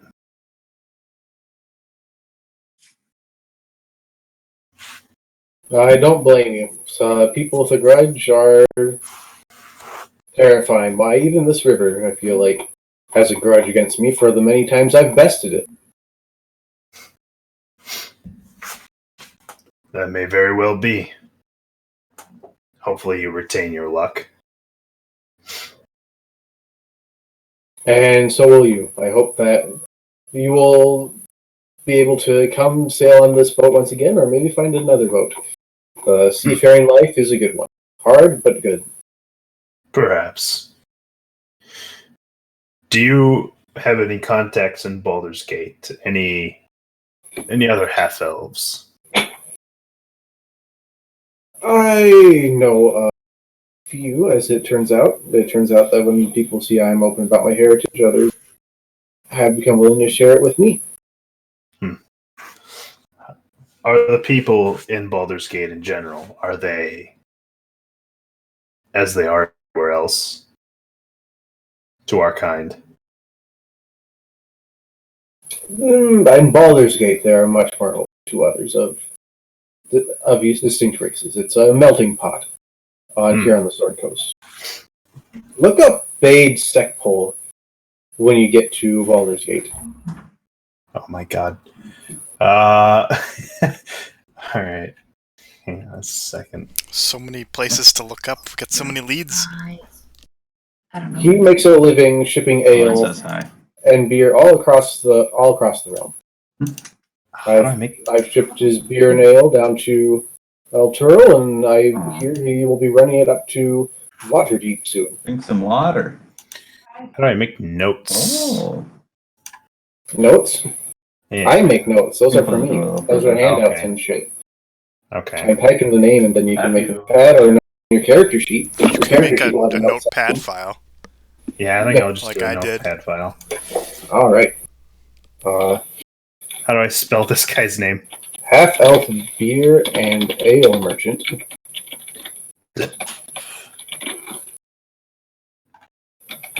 Oh no, ever since I installed Windows 10, all my shortcuts have been Fucked up. Where is Notepad on here now? And the contact that. Oh, it's just called Each build- OneNote, isn't it? Yep. And no, I don't think it's that. But Oh, I just typed Notepad into search because Notepad still exists.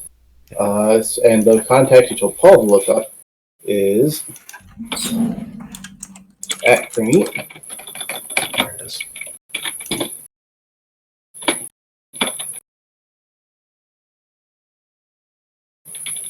Will Elton. Snowy.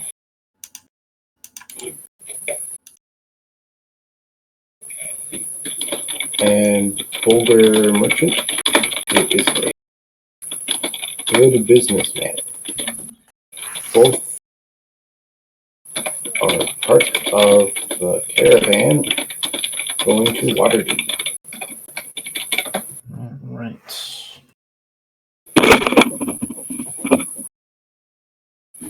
Okay. I think, yeah, for the remainder of the trip, Ravan will kind of make a daily trip over to the captain to make small talk. All right. And that'll be pretty much it. I don't think he's going to really investigate anybody on the ship. Actually, wait. They Would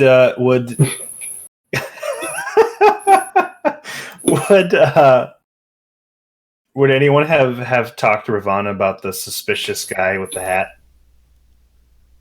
fugitive. Are we meeting at night and talking about anything that we've learned or anything like You that? can ask Capel about him, but he's not going to tell you anything really substantial. And you guys will be sharing quarters. Okay. But he will have, but the it says Varajos will have a separate quarters from you. I guess does he like act shifty at all? He keeps to himself and doesn't really talk to anyone. You'll catch a glimpse of him talking to the doors once or twice in Dwarvish, but which is interesting to you. But other than that, not really. He's not really suspicious enough to kind of pique my interest, I suppose. No. Okay. His hat is weird, but you do kind of put up your own cloak hood while you're on the boat as the wind rattles up from the river and chills you. Well, I definitely understand not, putting a hat over yourself. Maybe he's self-conscious or something. That's right. Maybe he's hiding a half elf here or something. He could very well be. Yeah. Yeah, I think that'll be it. We ready to check out the town? Yeah. Got like 6 All right. leads. Yeah, after 3 exciting days on the boat, you soon arrive in Baldur's Gate, a wonderful bustling center of trade. You show up in Baldur's Gate, and you disembark from the captain's boat and bid him good day. As Jos will, as when he leaves the boat, will vanish into the crowd of Baldur's Gate. Unless someone decides to go after him, he will disappear into the crowd. No. All right. You ask around, and you do find the contact that Anthar Froom told you to meet up with, Akin Celeban. He will welcome you and say that he is happy to the Order of the Gauntlet has your assistance, and he will give you a quick tour of his equipage business. He is in the outer city area, outside the North Wall in the Blackgate district, and he will say that you are free to stay in the back room of his shop while you are there, and try to find your way onto this caravan. He does tell you that joining the caravan as an independent merchant is expensive, since that is your plan, because you need to pay a fee to the caravan head to join the caravan. In addition to that, you can't just ride as an independent person. You need to pay for passage on a wagon, which takes up space. And sorry, guys, I've been AFK and I'm going to be another few minutes. all right. Baby's having night terrors. Oh no. Oh. So he'll basically say, while you can join independently as a merchant, that costs money, but if you can get yourselves hired onto the caravan by other people, you'll get paid to be a part of it, and you'll draw less attention to yourself. Because there are many soldiers or adventurers who join this caravan to make money, and it's not uncommon. But if you show up at the last minute and want to join, that's a little bit more unusual, planned weeks or in advance. And it'll look especially unusual since you are traveling without any goods to sell.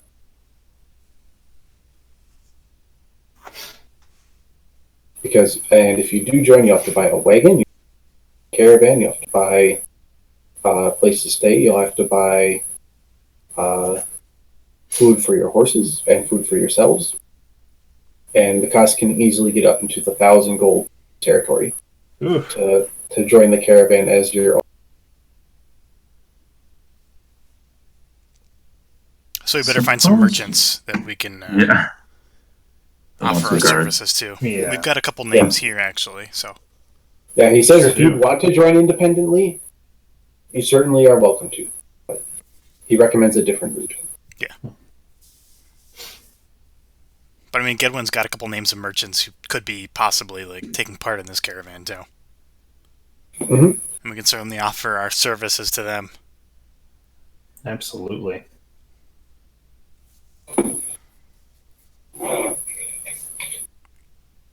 I'm willing to crack some heads if some bad beasties be coming at us.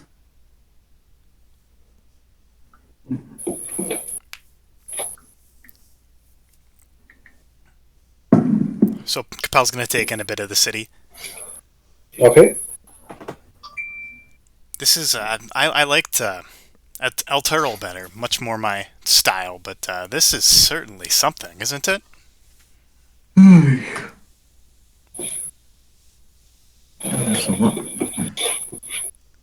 is certainly something. Separated into 3 parts. It is very loud.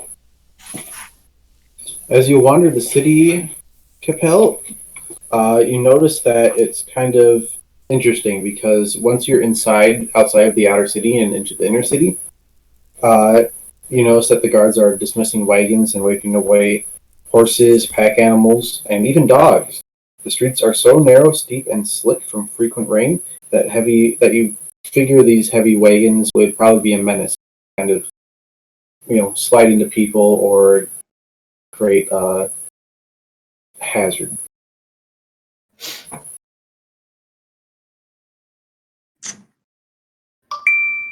What's the weather like right now, though? It's raining. It's raining currently? Okay. Mhm. It is. I think a good thing to do would be to find a place indoors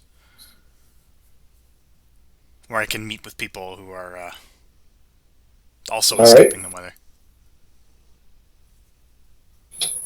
You find it pretty easy to duck into a shop and get out of the rain, but it looks as though most people go about their business. They're covering their heads or pulling up their cloaks, but for the most part, rain seems like it's a common enough feature in Baldur's Gate that it doesn't stop the normal flow of business.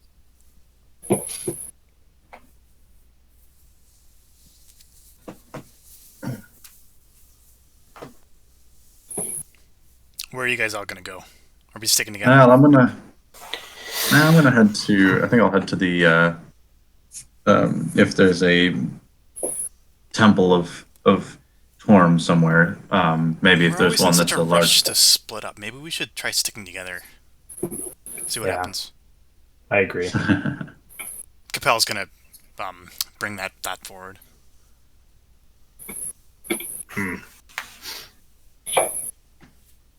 Might not be a bad idea to stick together. Strength in numbers. We also don't know where our enemy could be. Don't want to be taken in unaware. This is a brand new city. It would be best to be together. Also, Gedwin's gonna get mugged. That's true. I've been to cities like this, and have you seen the way he's dressed? Hey. Best stick together. I agree. So we're going to a Temple of Torm first. Yeah, You there figured that you can find Temple of Torm. Hey, I figured that might be a decent spot to. It might be a decent point to stop by and do a little. Being that we were sent by an agent, by a paladin of Torm, might be a decent place to inquire and see if we can meet up with anybody that might be of assistance for us. We should also check in with if there's local mercenaries, because we do know these dragon cult people hire a lot of mercenaries. Yes.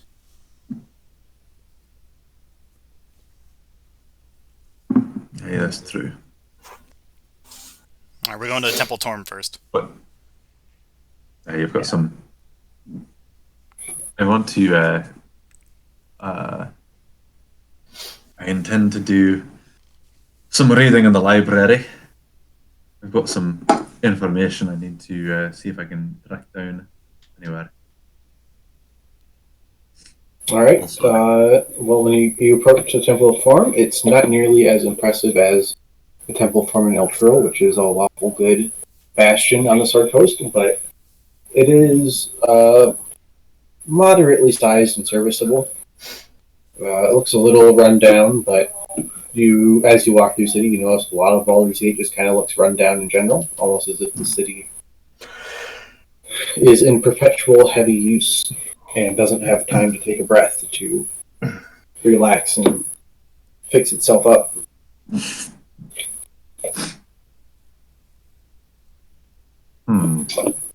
When you enter the temple, you are greeted by a priest of Torm who will wave you in, and we will recognize Cordon's holy symbol and say, welcome, brother. What business brings you to Baldur's Gate? Well, we've been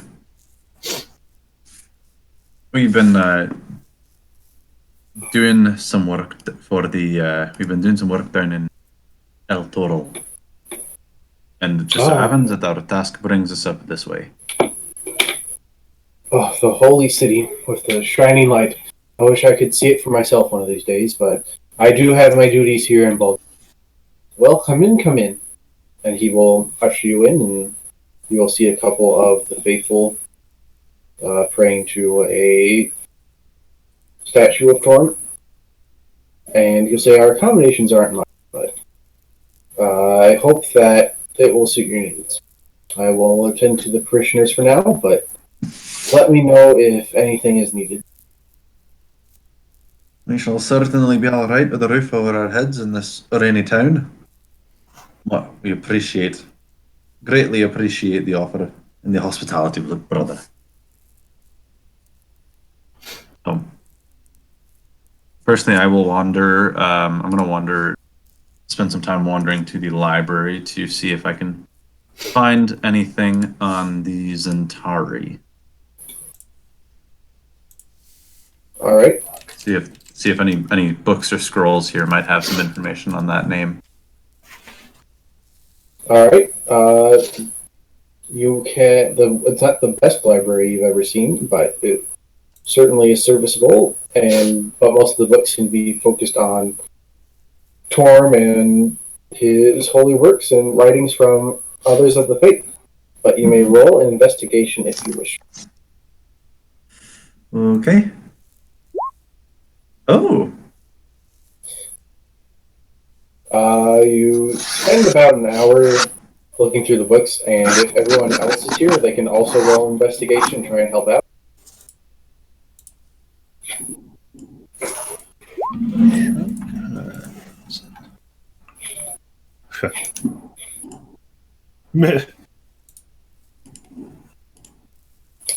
Collectively, you find exactly one mention of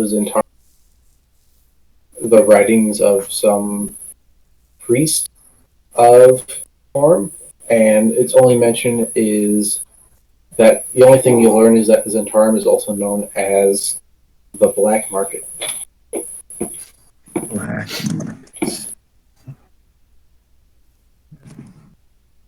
Or sorry, not the Black Market, the Black Network. Ah.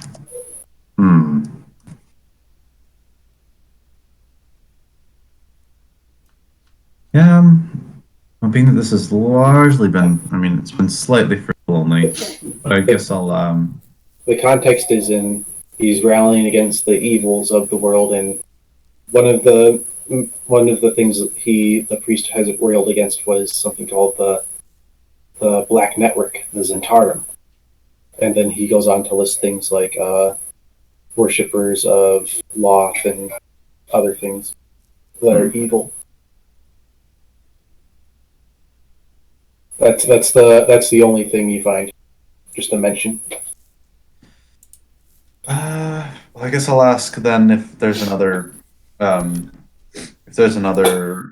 accessible library that might contain more varied information than simply that of Torm and the writings of his followers. The priest will say that he does not have anything like that with, and he's not sure where you would find something like that in Baldur's Gate. He thinks Waterdeep might have a well-done library, but Baldur's Gate doesn't have anything like that. Unless you're a member of the Mages Guild or the Merchants Guild or a member of another faith. But the only public information resource would be in Waterdeep. All right. Looks like I'll have to take my search there. Thank you much.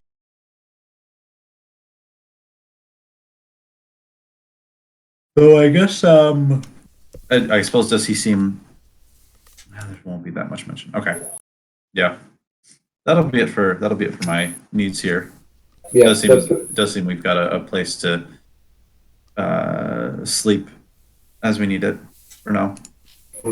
The priest looks like he was eager to help, or he could disappointed that you might not have found what you're looking for, but he'll bid you a good day and may Torm keep you. I'll ask him quickly if he's seen any like an entourage of people in purple garments. Just the priestesses of Timora, but that's the color of their deity.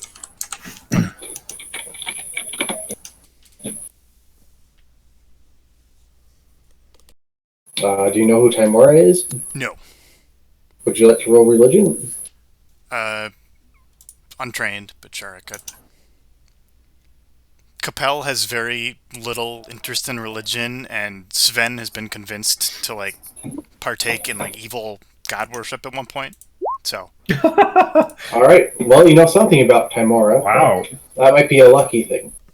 She is the goddess of good fortune. She shines upon those who took risks and bless those who have dealt harsh with the followers of Vishava.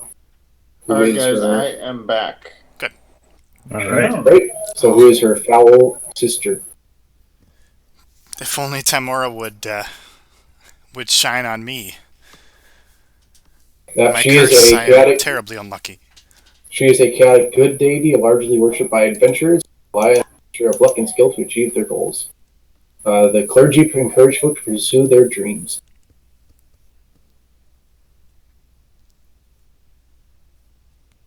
She is known to play tricks on Torm, Helm, and Tur. Good natured, of course. Obviously. Hmm. Well, sounds like a pleasant place. Capel might go pray there later for some actual hopeful good luck. It is unlikely that anything that her followers would be involved with would be associated with the cult of the dragon. Yeah.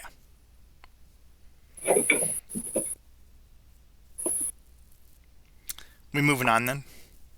Yeah. Or is there anything else you guys like to do? There's some sort of mercenary or adventurer guild of some sort. My thought Not is really in Baldur's Gate. no mercenaries or anything. There are mercenaries, but they're all their own individual collectives under a leader. There's no collective guild or organization for those. So I have not gotten mugged yet, right? You have Even with not. us. This is good. We've been sticking together this time. Mm-hmm, That's good. I actually do have a purple regalia on me. Well, that's right. You guys are able to take some off some cultists. Yeah, so if we need to show anybody into that. Right. But I'm going to do an investigation check. There's no one place we could go to maybe get, a look for a mercenary job or anything like that? No organization whatsoever? But not really. I can recommend that you could get hired individually or you can talk to like the head of the caravan, and they might be able to recommend people in their group who need assistance.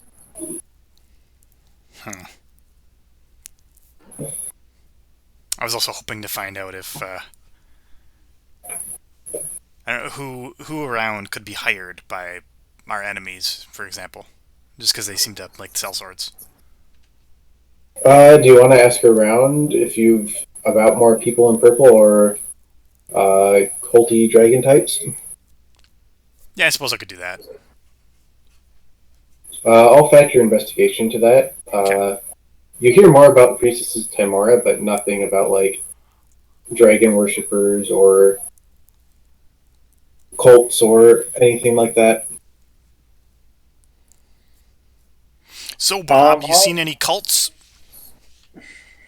That's my investigation right there. So, Alex, if I Yes. see any like just kind of normal street urchins that usually will hassle tourists and stuff like that, Oh yeah, there's a I'll ton of wave those. one over. You get 4. As soon as you attract the attention of one street, others see him and think that they're going to get something, so they will run over to you. Perfect. So I'll give. How big is the group I've got?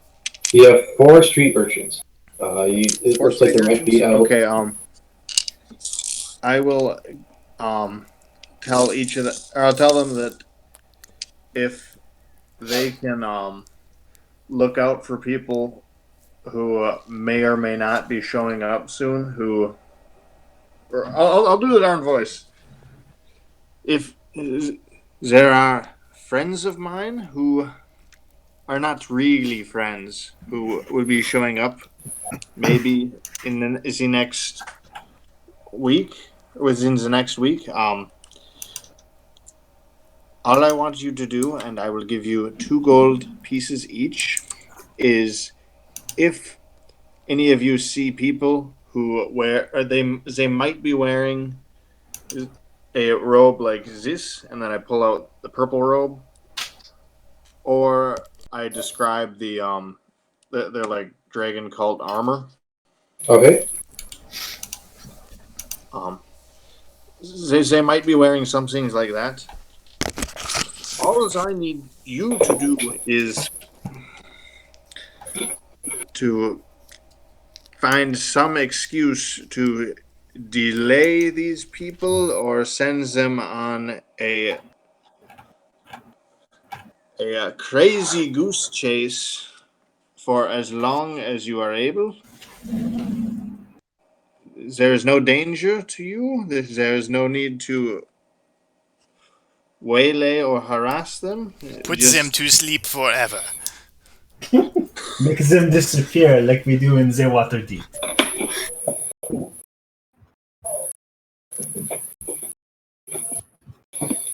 So that's what instructions I gave them to do. So is that 2 gold pieces for each of us?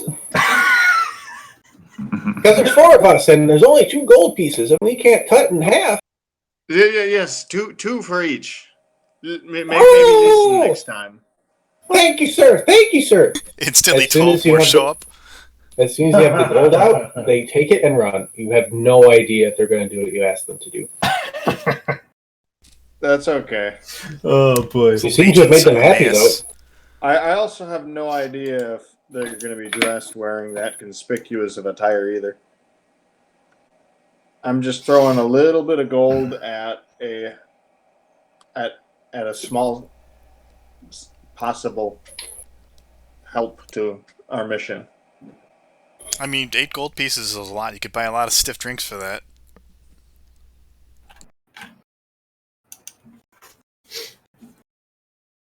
Yeah, but it's also a lot of money for street urchins. They could have robbed you. I've got burly bodyguards with me, That's true. and I'm wearing like breastplate, so I look more like a knight than a just kind of pompous merchant.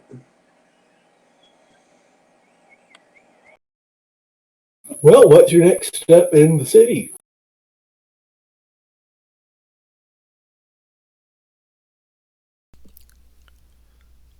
Zentarum? You could ask about the Zentarum. If I were Sven, Yeah, does a weird like secret society? What does Capel know about the Zentarum? nothing. I don't think. What was it? Gedwin? I don't think he mentioned it to us. I was never asked about. That was Corden. That was Corden. And Yeah, you just helped. Gordon. And you just helped him with an investigation check. Yeah, So we are actively trying to figure out what they are. So you guys have asked me about Zentarum? If Paul would have been, or Dan would have been there for the history. All right, you know some things about the Zentarum. Ooh. All right, so due to your upbringing in Waterdeep, eventually the Zentarum or Black Network is something that you would have just heard about.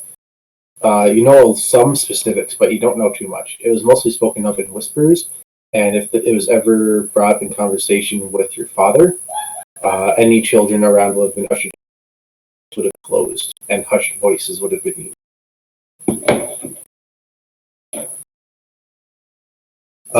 The Black Network provides mercenaries and other forms of muscle, perhaps the closest thing that you know of to a mercenaries guild. They are known to you as a criminal society. It's effectively a widespread thieves guild. They do dirty work for coin, Hmm. and they can be found. But they are not good people. They sound like, well, I mean, dirty, underhanded trickery is certainly offensive to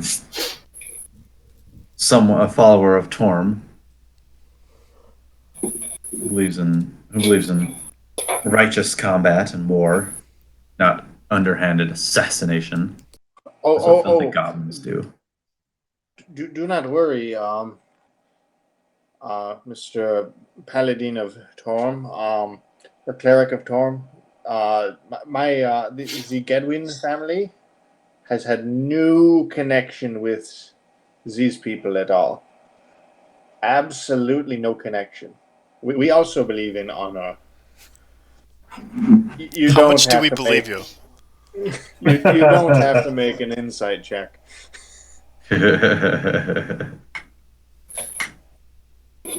I'm certainly not implying anything, but your defensiveness is interesting.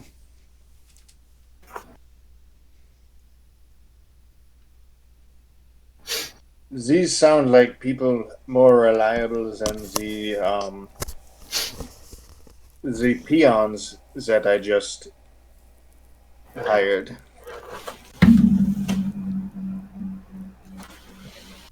One sec. I'm gonna In scope out fact- the. In fact, if we do not hire these Zentarim first, they may be hired against us. I will not be having anything to do with the kinds of backstabbers and murderers and thieves that these creatures represent.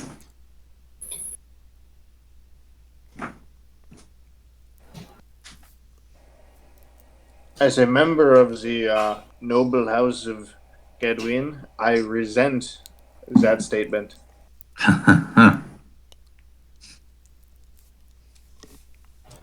They might have information, though. We might benefit from talking to them.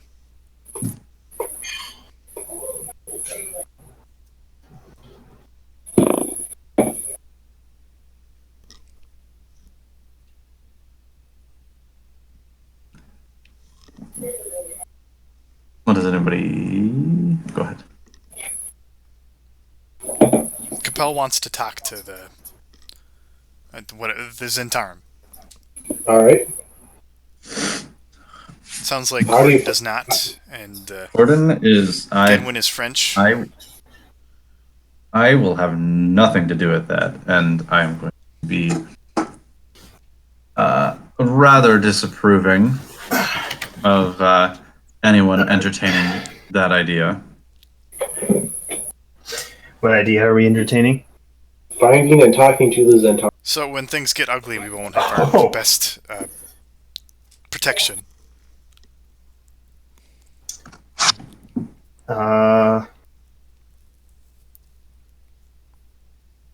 Yes, sure. Gordon, think of it more as an interrogation and less of a cooperation. That's hardly what you're positing, and you know it. Oh, I have no intention of hiring any of these people. I want to know if they've been hired. Hmm.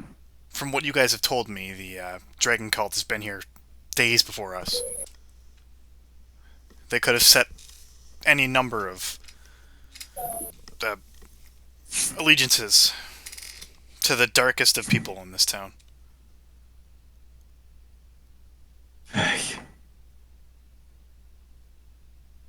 If you manage to beat any information out of any of them, then I might be interested. Well, we might need your help for that.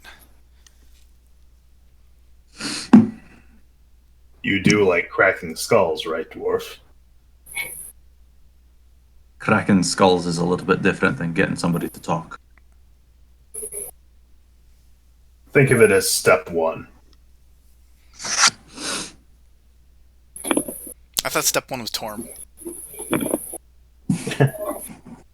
step, all is Torm. Every step is Torm.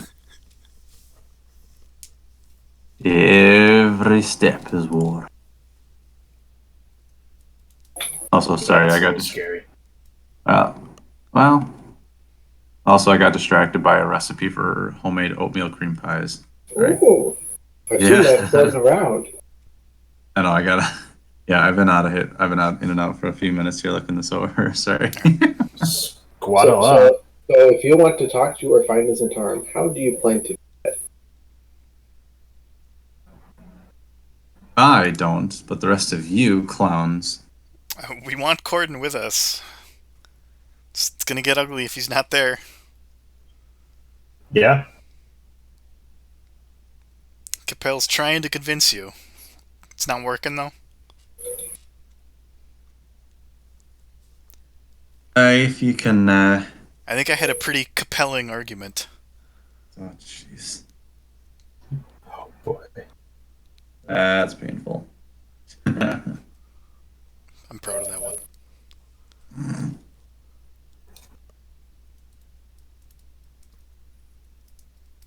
That's certainly a thing that you're proud of. So will Corden accompany the party, or will he go back to Atkins' equipage shop?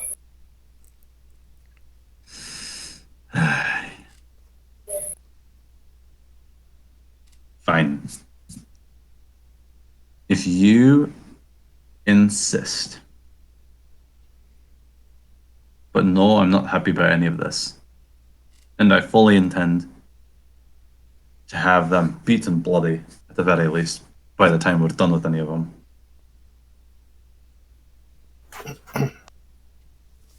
Don't worry. I'm sure something will happen. So what kind of leads do we have on their location, aside from just the fact that there's some CD Thieves Guild? You know absolutely nothing about their location. As far as I'm aware, you haven't asked anyone about them. The hack guy didn't have anything aside from just the name, right? Yeah, just the name. Yeah, we have to be based on his description of things. We have to be very careful about who we do talk to. Yeah.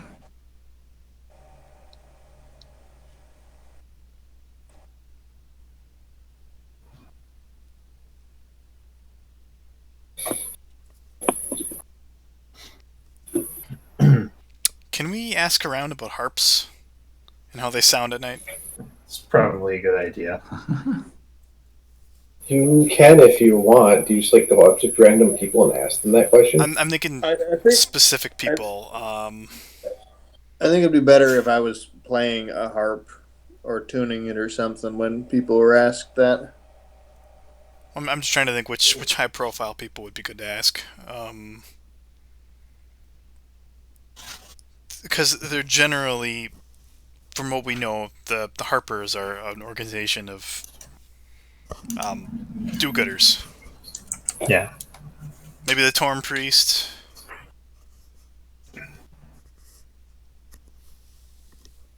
Yeah. Yeah. Could ask him. Or the priestesses of that one luck goddess. Tymora.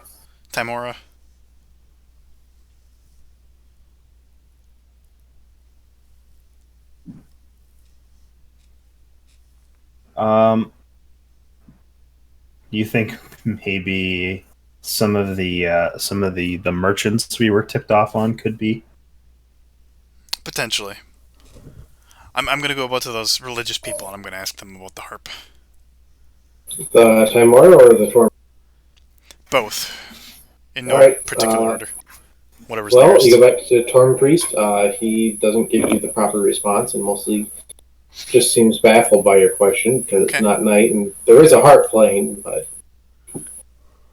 And if you go find a temple of Timora and talk to the priestesses there, you get equally blank looks. Okay.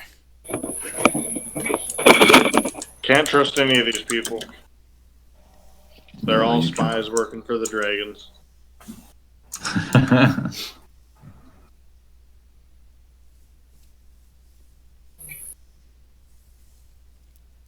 Oh. Well, you've done some exploring in the city, and you've wandered around town, talked to people, spent some time doing library research. It's getting pretty close to night.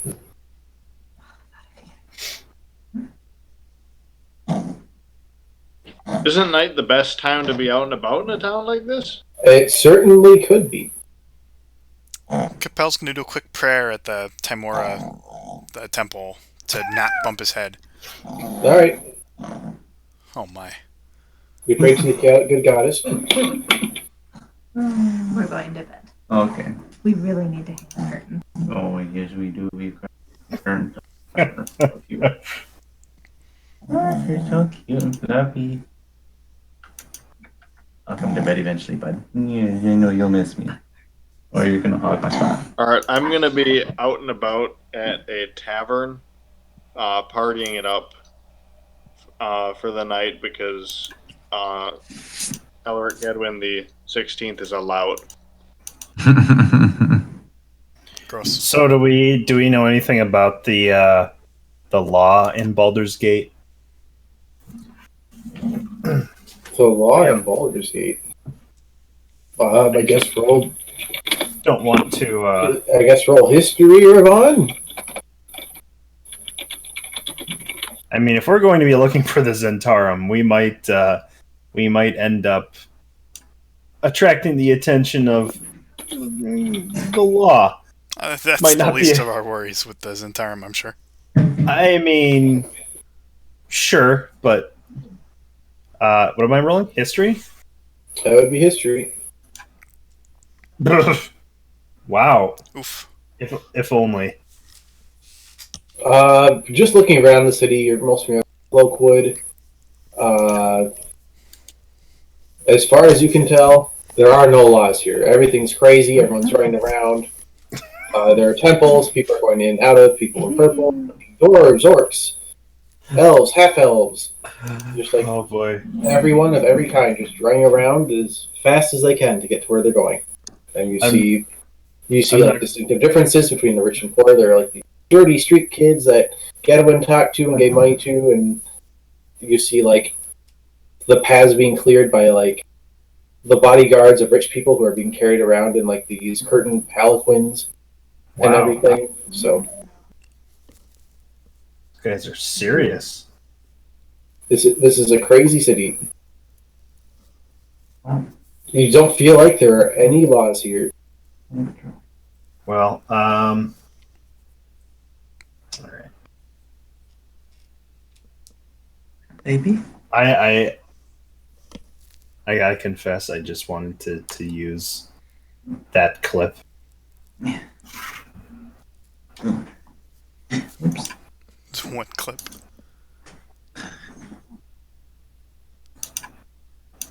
Yay. I mean, like the Flaming Fist are here, but Ravon has no idea what the fuck they are. So No, yeah, I have no idea. What is So, that, the name of the cops? Yeah. Yeah. Oh boy. And, I mean, asking questions about the Zentara might catch their attention, but yeah. They are not to be messed with. they are But, very intense. Like if you watch that clip, you'll hear a southern preacher man loudly declare that he serves the Flaming Fist. I serve the flaming fist. I think that's an accurate impression. It's Yep. pretty, yeah. From what I really remember. Is anybody else going to be going out at night, or is everybody else just kind of staying and resting? I'm gonna stay and rest. That was too much time on a boat. Gordon's the one I was counting on. To do what? Oh, What do Go you- drinking. Wasted. sounds secretive. Oh, I was going to go out at night just to kind of walk around the quiet city. Oh, Is I'm it gonna quiet be at night? getting information. It does quiet down at night, but it's still relatively active. Okay. Based on what you've seen of the city and how the roads are, you think the reason that there's not as much activity is because it's just dangerous to walk on these narrow roads and loose tiles at night when you can't see as well.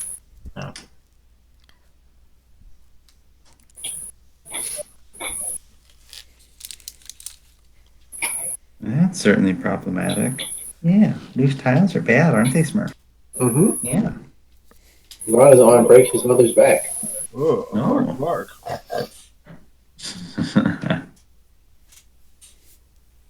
Yeah, if there's nothing else anyone wants to do, we can go back to Atkins shop and sleep, and the next day we'll roll around. Yeah. I'm good for that. Mm-hmm. All right. Capel's Uh, dashing good looks and his demeanor haven't attracted the attention of any strangers. Doesn't seem like it. Does Gedwin do anything special in the tavern, or is he just gonna have?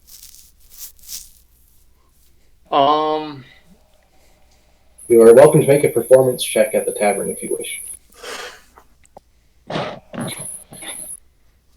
Let's see.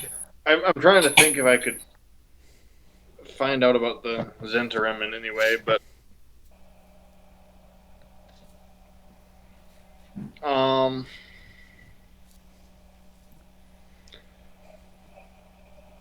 no, I'm just gonna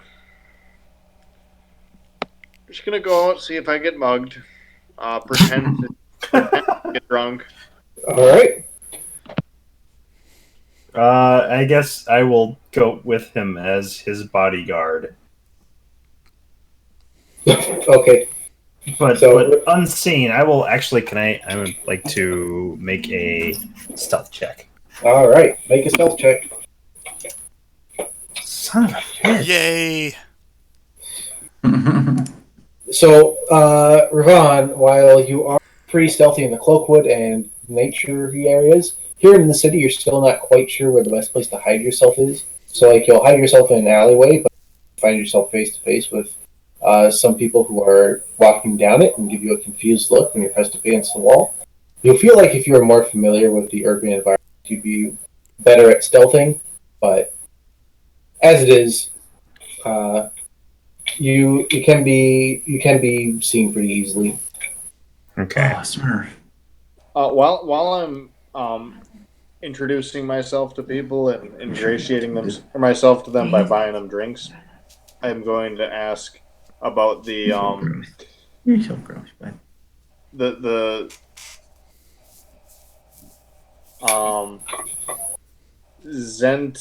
Zentariagas or something like that. And I'll be doing this discreetly and to people after I get them good and buttered up. As people get good and buttered up, most people are like, "Oh, we don't know what are you talking about? We don't know what that is," and they clearly have no idea what you're talking about. But you get a couple of people who, like, no matter how buttered up you've done for them, no matter how drunk you got them, it seems like they've sobered up immediately, and like they just leave. They don't Even though I'm purposefully saying the name way wrong. Yes. They just get out of there. Okay. I'm gonna be on. Like I'm totally not drinking a lick of alcohol, even though I'm nursing an ale the entire time, and I'm going to be on a high alert when I do leave and return to our inn. All right. You make your way back to Atkins' equipage shop without cause. It seems as though having a not stealthy bodyguard any potential muggers can see is pretty useful.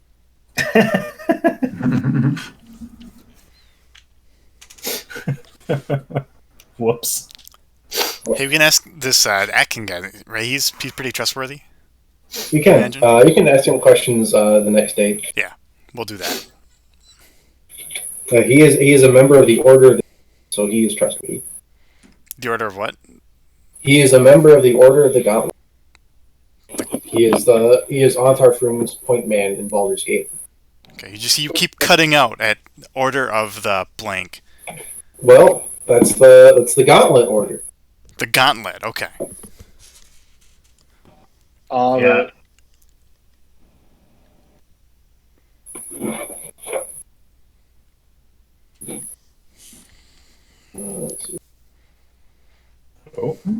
Who'd we lose?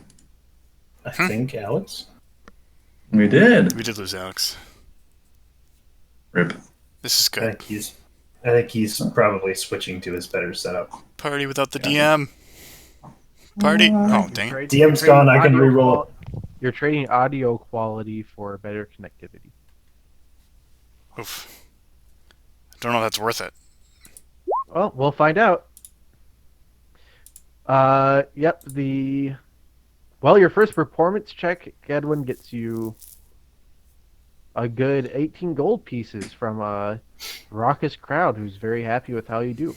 That makes up for how much you spent buttering people up.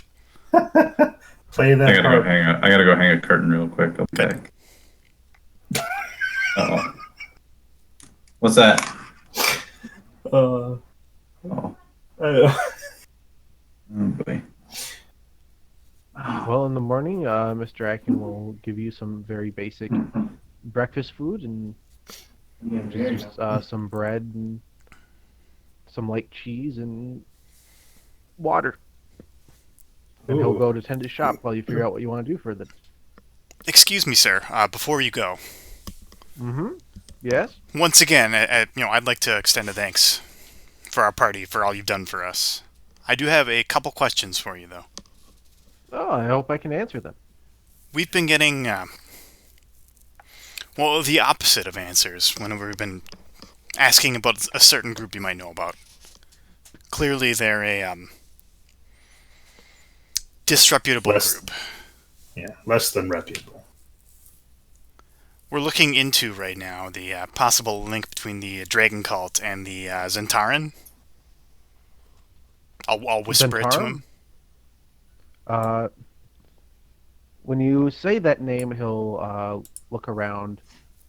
He'll close the door to his shop and shut the windows and say, I don't know much about them, but I will do my best to answer your questions. I just know they are bad news for anyone who gets involved with them. Oh, we believe it. I get this sneaking suspicion, though, that our enemies are conspiring with them for something. That would be ill news indeed. If you can confirm that information, let me know, and I will pass it on to others in the order. It would be bad news for all of us if they were working together. You wouldn't know where we could But locate information on them, could you? I'm afraid I don't. The most I know about the Zentarum is while they pass themselves off as a thieves' guild of sorts, a minor nuisance, they are inwardly working to extend their shadowy fingers into every throne room and ruling council chamber in Faerun, not just the Sword Coast, the whole world. They are a nasty bunch, and they are potent assassins and are masters of information manipulation. There is very little that the Zentarum do not know. I don't want to inquire on someone who doesn't have our complete trust. That's why I'm asking you. I think that is wise. If you have been asking questions around town, I would recommend that you stop. While they probably do know something about anything you need to know, one, the risk of asking around about them will draw their ire, and they will likely send agents to silence you. And second, even if you do find them, the information they do charge comes at a price. And I don't just mean gold pieces. It's usually a Faustian bargain, if you pardon the term. They will want either loyalty or a commitment to their organization, or for you to provide information. So, for example, I am Order of the Gauntlet. If I wanted information from them, they would want information from me on the Order of the Gauntlet, and that is something I cannot provide, or would never provide. So, for example, you, Mr. Gedwin, if you want information from them, they might want to know some intimate details about your family status or what they're doing. And once they learned it from you, they would use that to gain a foothold within your family matters and would manipulate it to their ends, which is not a position anyone wants to be in. Who's ready for Sven the Sventaran arc? Oh, absolutely. It's Well, full guy- of joining them. They are a foul and evil organization and go against everything we at the Order of the Gauntlet stand for, working from the shadows and manipulating things from behind the scenes. I will say that from what I do know, that if you do make a deal with them, they will uphold their end of the bargain. If they reneged on a deal and word got around, no one would go to the Zentarum anymore, for they would now be unreliable. They do value that reliability, if nothing else. We might have to scratch this lead off of our list. Might be a little Agreed. bigger than we're ready to handle. These Zentarum sound extremely dangerous. I do not wish to at all get in their way. I actually highly doubt that they would accept any information from me because they are already in with my family, probably. Wait, you lied to us? I beg your pardon, Bard. When John said they sound extremely dangerous, I was just picturing Willie. I can slay dragons! Like that dangerous? Yeah, that sort of dangerous. Yeah, the Akin will nod solemnly to Gedwin.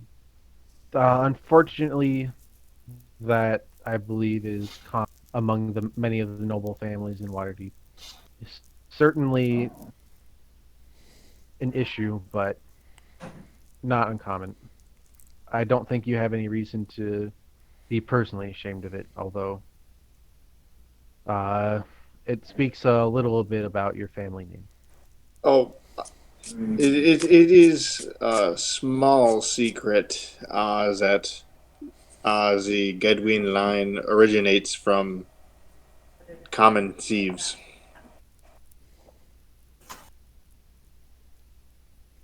Ew, we bodyguard you? Shameful. This was a long time ago, understand? But let us move to a slightly cheerier topic. I don't like talking about the Black Network more than necessary. Agreed. Even they do have their eyes and ears in more places than I like to think. Have you had any success joining the caravan yet? They'll be shipping out in 5 days, as I understand it. We still have a couple leads we're planning on inquiring on today, but no success so far. All right. Well, I have a couple of, and as he is about to give you some recommendations, there is the ring of a bell as someone enters the shop at the front. And you hear a loud voice going, "Is this place open?" And he'll smile at you and say, "Excuse me, I have a customer to deal with," and he will go out front. And you I hear him wouldn't want to start deal with that engage them. customer. And you hear him start to engage the customer. "Ah, what can I do you for, sir?"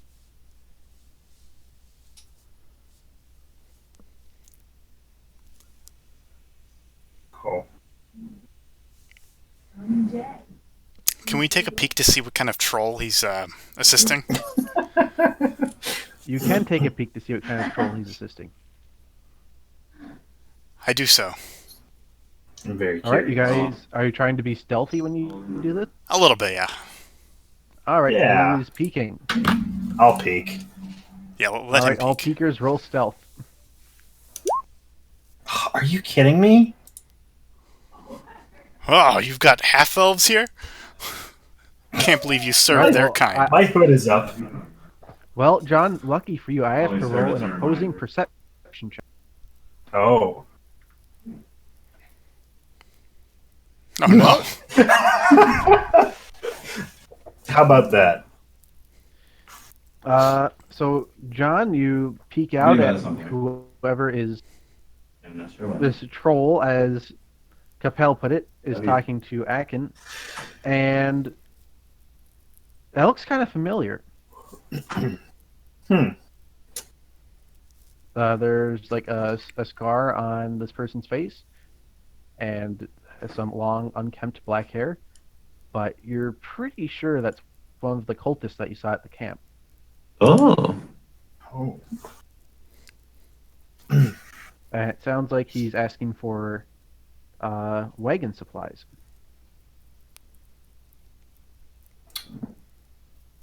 Really now? It looks like they're looking for packing materials and merchandise, rope, all that sort of thing that this guy sells. Okay. Does he ever come back to us to like grab his stock or whatever? No, most of it's up front. The back area you're in is like a small dining area, which is adjacent to the rooms you've been staying in. Can we signal to him in any way? You can try. It seems like Do he's we have mostly any walking around magical the shop means? pointing- I have no idea. You can I find have out. a signal whistle. Maybe a mage hand like under the table or something? Huh? Capel's looking at Gedwin right now. I can use that spell, or I can make an unseen servant who is a little bit more precise. Well, as long as you can subtly let him know that that's dragons he's dealing with.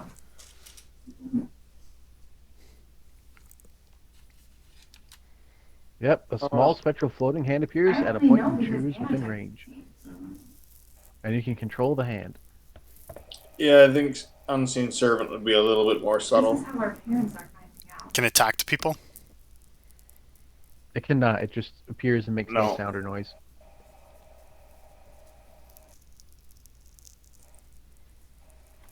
So, What immediate? I didn't think you'd do it at all. It's not.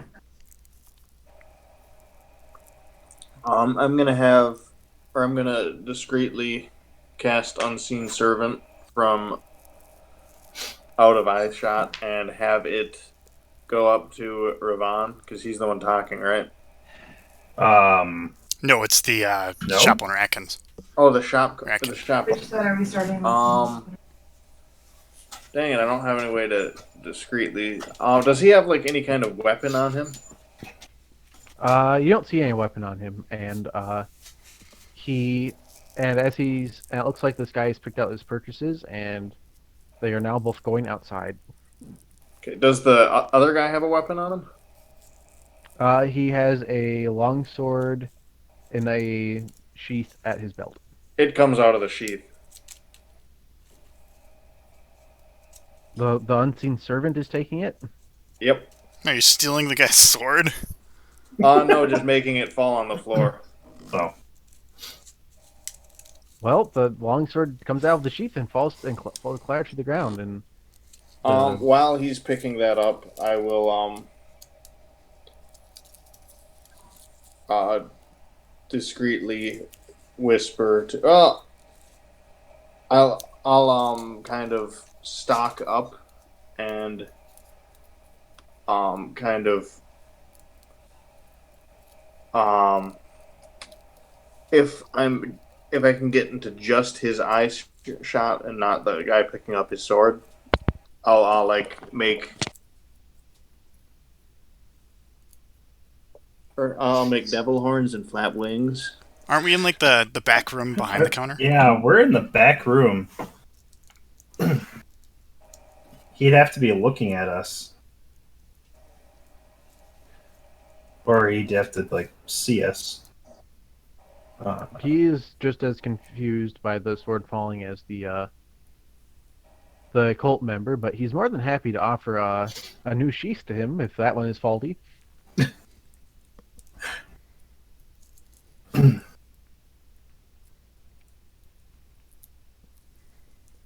So I was saying mage hand because you could like point him to the back or something, like under the table.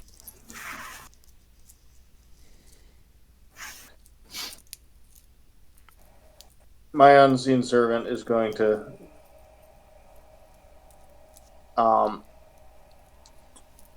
what because it's already too late for making a sign while he's picking the darn thing up. Yeah, I think Capel's going to give me the suggestion Mage Hand, so I'll try and conjure a Mage Hand behind the guy so that only the shopkeeper can see it and have it point to the back room. All right, Akin will look up and see the mage hand while the guy is picking up his sword, and he'll bow to him and say, "Excuse me for one moment. I'll be right back." And he will go into the back room where you guys are. And he'll kind of say, "What are you doing?"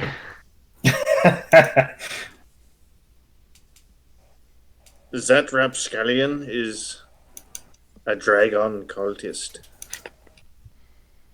Is he now? Well, he was speaking with me, and it seems as though he needs supplies for a caravan going north to Waterdeep.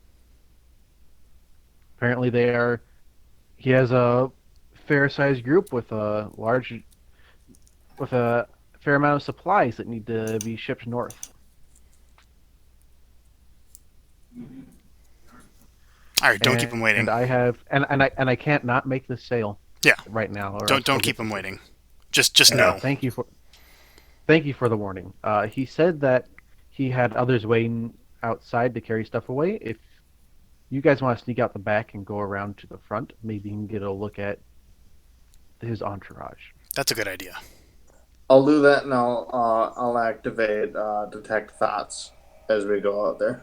All right. Just be careful, and he will. I'm not going to do any focusing. I'm just going to get the surface thoughts of each individual. All right. He will. Then Akin will say, "Sound good plan," and he'll go back out to the things. Oh, I'm so sorry. I just had something I need to check on, and he will continue to assist the cult member. Akin's a good guy. We all don't kill him. We all saw it. He's assisting the cult member. That's what the narrator said. That's true. He is currently assisting the cult member. Oh, he's distracting him for us. We need to go. Yeah. Let's slip out the back before skip out they the knew back. we were there. Yep, we'll go. All right, you sneak out a back door to his shop into a back alleyway in the Blackgate district. You can sneak around the side of the shop through a little alleyway back to the front if you so wish. Or you can just go for a walk and come back in a half hour. I mean, He kind of gave us a general idea of where I guess the wagon with the cultist people are located, maybe? Or he just said there was a wagon. He said that they were buying a wagon. needed supplies for multiple wagons, and they were buying some from him. Oh. And that there were other cult members out in front of the shop that would be helping to pack up the supplies. Okay. Do we want Ravon to tail them, or maybe the unseen servant can do that? Yeah, I was going to tail them, but how long is your unseen servant can only go 60 feet away from me, and it can't speak, so it can't go scout and come back and say, "Here's what I saw." It has an intelligence of 3. Yeah, I will follow the cultists. It's literally as useful as Sven. Mm-hmm. Yeah, it's like a Sven you can summon. That would be terrible. Yeah. I know the benefit is this one doesn't talk. All right, so Ravon, roll a stealth check. Yes, sir. That's There much you go. better. All right, so you kind of sneak your way up to the front of the shop, and you've gotten used some practice navigating and being sneaky in this urban environment after last night. So you kind of get down flat and peek out around the corner of the shop front, and you see a group of, it looks like 6 cultists kind of milling about. It looks like they have a couple of normal people who aren't part of the cult standing a set away. You would recognize them as porters or people who carry supplies or merchandise through Baldur's Gate and selling it. Due to the way Baldur's Gate is set up, as you would have figured out just from walking around it yesterday, there's the north gate and the south gate, and due to how the streets are set up, wagons and large amounts of goods can't travel through the city easily. So porters are one of the most common jobs in the city, as people carry stuff sold at the south gate up to the north gate for further travel and vice versa, or as porters carry goods from either gate into the city to be sold to the various shops and citizens. And you see 6 cultists milling about impatiently, and behind them you see 4 other cultists holding a palanquin with a shrouded curtain in it. Ooh. Roll perception. You could do it. Where is it? There it is. Natural 20. Oh, Did it go? yeah. Oh. Dang it. Oh. John, did you flip your magic coin yet? I have not. I forgot to do that. Well, you can flip it now, and if you get that 20, you can use it for that one right there. Since we're going to be wrapping up in about 5 minutes anyway. Okay. All right. Do you want me to do the thing? Do the thing. You do have to do the thing. It's mandatory. Yeah. All right. Good. Let me. Dang it! I really gotta copy paste that into my notepad. Give me a second here.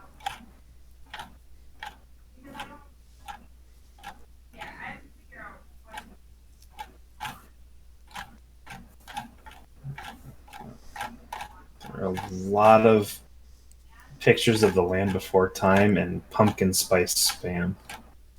I'm John, going tell to me. Find this. There we Tell go. me, why do birds fly? Why do birds fly? That is actually a good question. We'll never know. Anyway, gilded gift of glitter gold, great grinning god of yore, grant good luck to young and old, glean gold and gain galore. And I will use that dang 20 I rolled.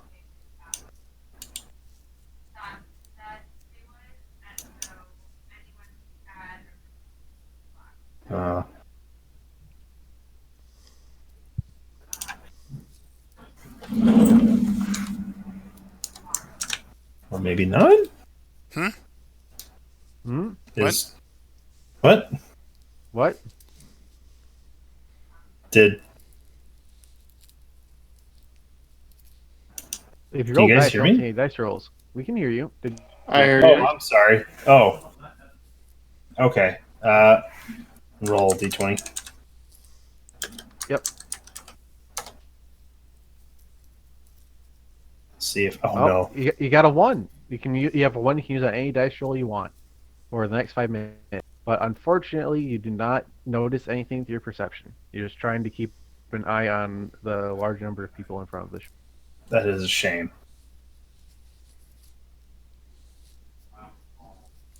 But if nothing else will be done, Akin will conclude his business with the cultists. They'll load up on wagon supplies and they will leave. But after they leave, a small street urchin will come running down the way up to the shop and will go to Gedwin Oh. and say, Mister, I saw the guys that you were looking for. They were in the purple. And boy, Very are they good. creepy. Very good. I am happy I to even- see you again. I even saw there's even a weird man in the noble box. Usually it's a bunch of rich folk that we try to get some coin off of, but we stayed away from this person. It has a growly voice, and they kept saying Lord Resmere when they were talking to it. So, whoa, that was something. Oh, this is very good. These are definitely the people. Pay the I know kids you some told us coin. to waylay them, but we ain't gonna waylay those guys. They are bad news. We're the best street urchins, and we aren't gonna mess with them. That's how bad they are. This is certainly disappointing news, but I can understand. I can understand that you do not want another 20 gold pieces. What? What is wrong with you? Holy moly! That kid Uh-uh. is rich. If I die, I can't use the gold. Capel is That's going what to that's just. what Kron Shatterstone tells us. You can't be dead. You can't use gold. We ain't being dead. Capel's going to use the shake gold his you gave us head at yesterday. Gedwin, and he's just going to hand the kid 10 gold pieces. Oh, you're very kind, mister. Oh, I was gonna give him 5, but No, you. okay, that's. Like a high five. Thank you Give him- very give much him for 5, your buddy. warning. As soon as Capel has given that child the 10 gold pieces, he just ran off before you could ask him to do anything. Yeah, no, Yeah, he's gone. he did what our ranger couldn't do. He passed his perception check. Is Ravon telling them or no? Can I keep tailing them? I imagine they're pretty conspicuous. I would think.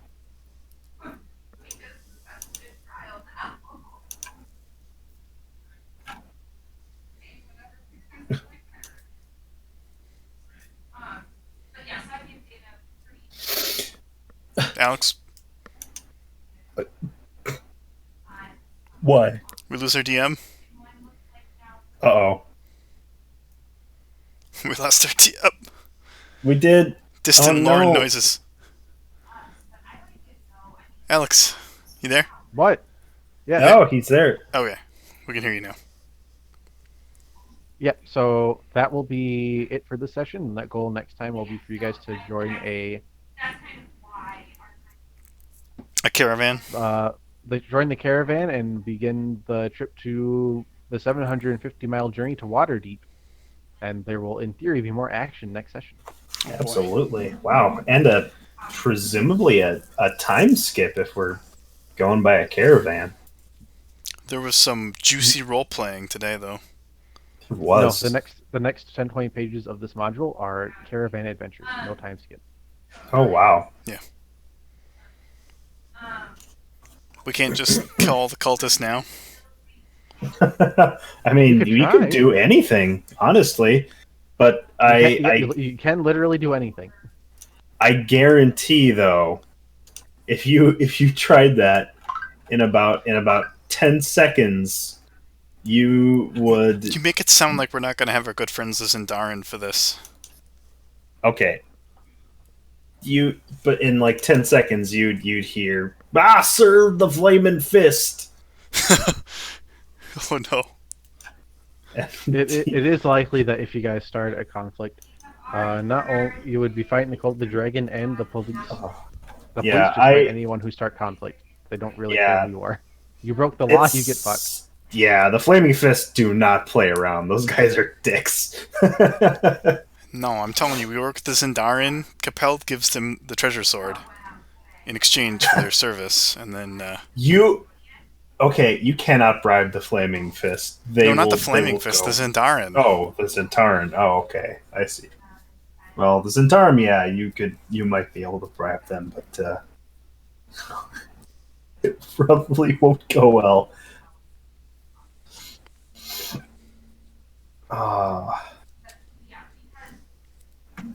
It's a nice, refreshing break to actually do some real thinking instead of just asking about treasure sword and where are the hot babes. Yeah. But more Sven will return.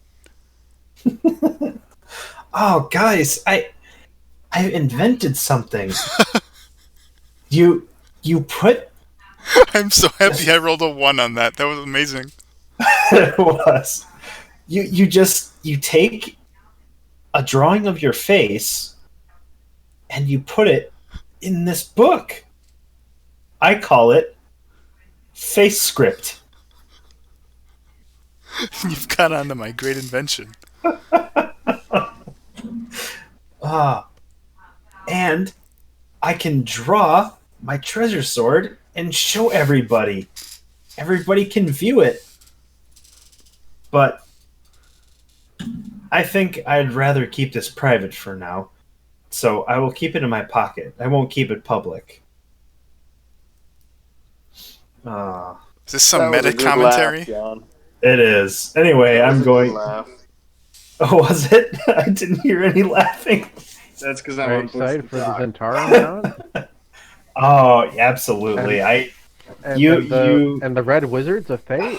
God, you said Thay and the Zentarum, and I was like, oh no. I heard tattoo, and I said, okay, Red Wizards. But Yeah, it's a refugee. He's a good guy. We trust him. yeah.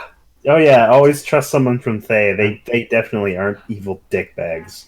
Hey, Fate guys, is not in a good way, so... They definitely don't report Paul? to what's his name.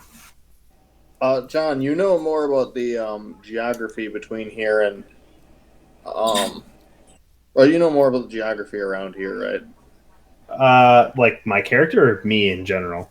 Yeah, you in general. Yeah, I Is do. there like a desert between here and Waterdeep? No, it's like Waterdeep is, I think. Oh, wait, actually, We go into a desert. Do we run into Waterdeep cowboy guano? is.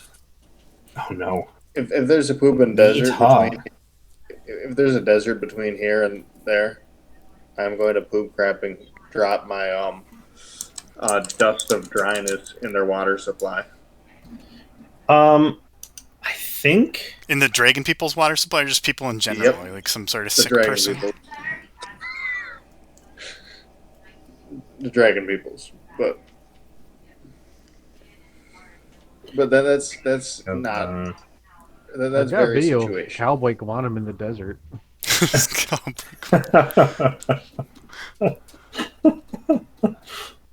Oh boy.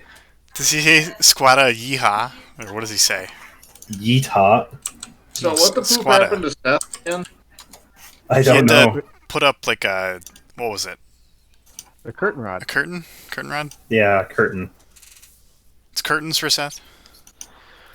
It's curtains for you. Indistinct Lauren noises? Absolutely. No, very, very distinct Smurf noises. Very, very distinct. Oh, that dog is incredible. All right, we should maybe figure out the last or resolve the cultist's appearance here, so that we can probably all go with the crap to bed. Oh, we didn't net any cool experience points, did we? No, we're not resolving the No. cultist up, Paul. That's No, for yeah, another night. we're- Okay, we are going to bed. Then? Yeah, we're taking off. yeah. I'm trying We to. agreed on a 3-hour thing, and it's been 3 hours. Okay, cool. Yeah. But no experience points for our quests, for our, Nope. oh. Thought I'd try anyway.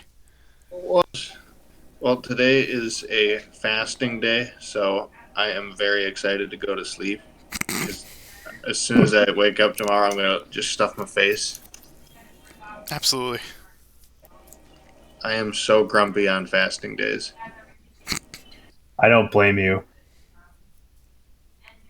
You don't get to be over 200 pounds and not be grumpy.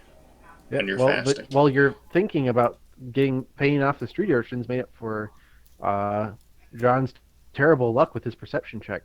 Yeah, that was rough.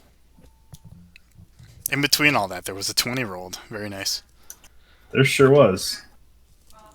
Never done that before. How's it feel? Feels great.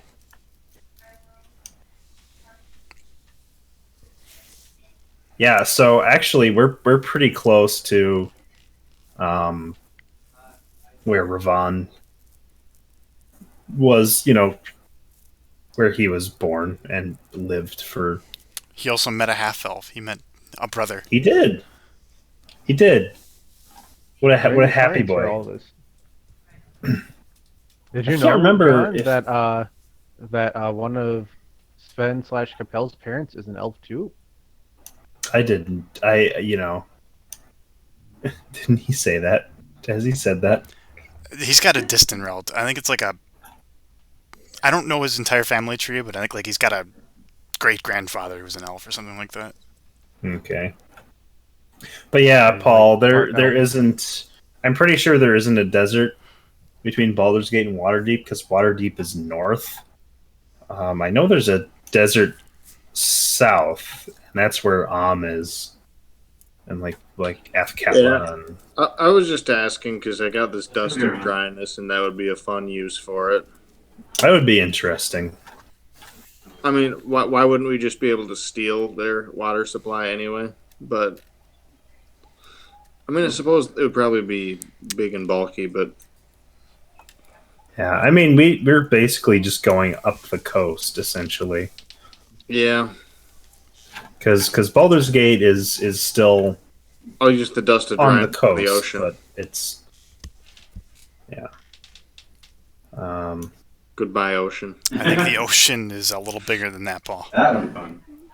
Goodbye ocean, good night moon. Yeah. All right.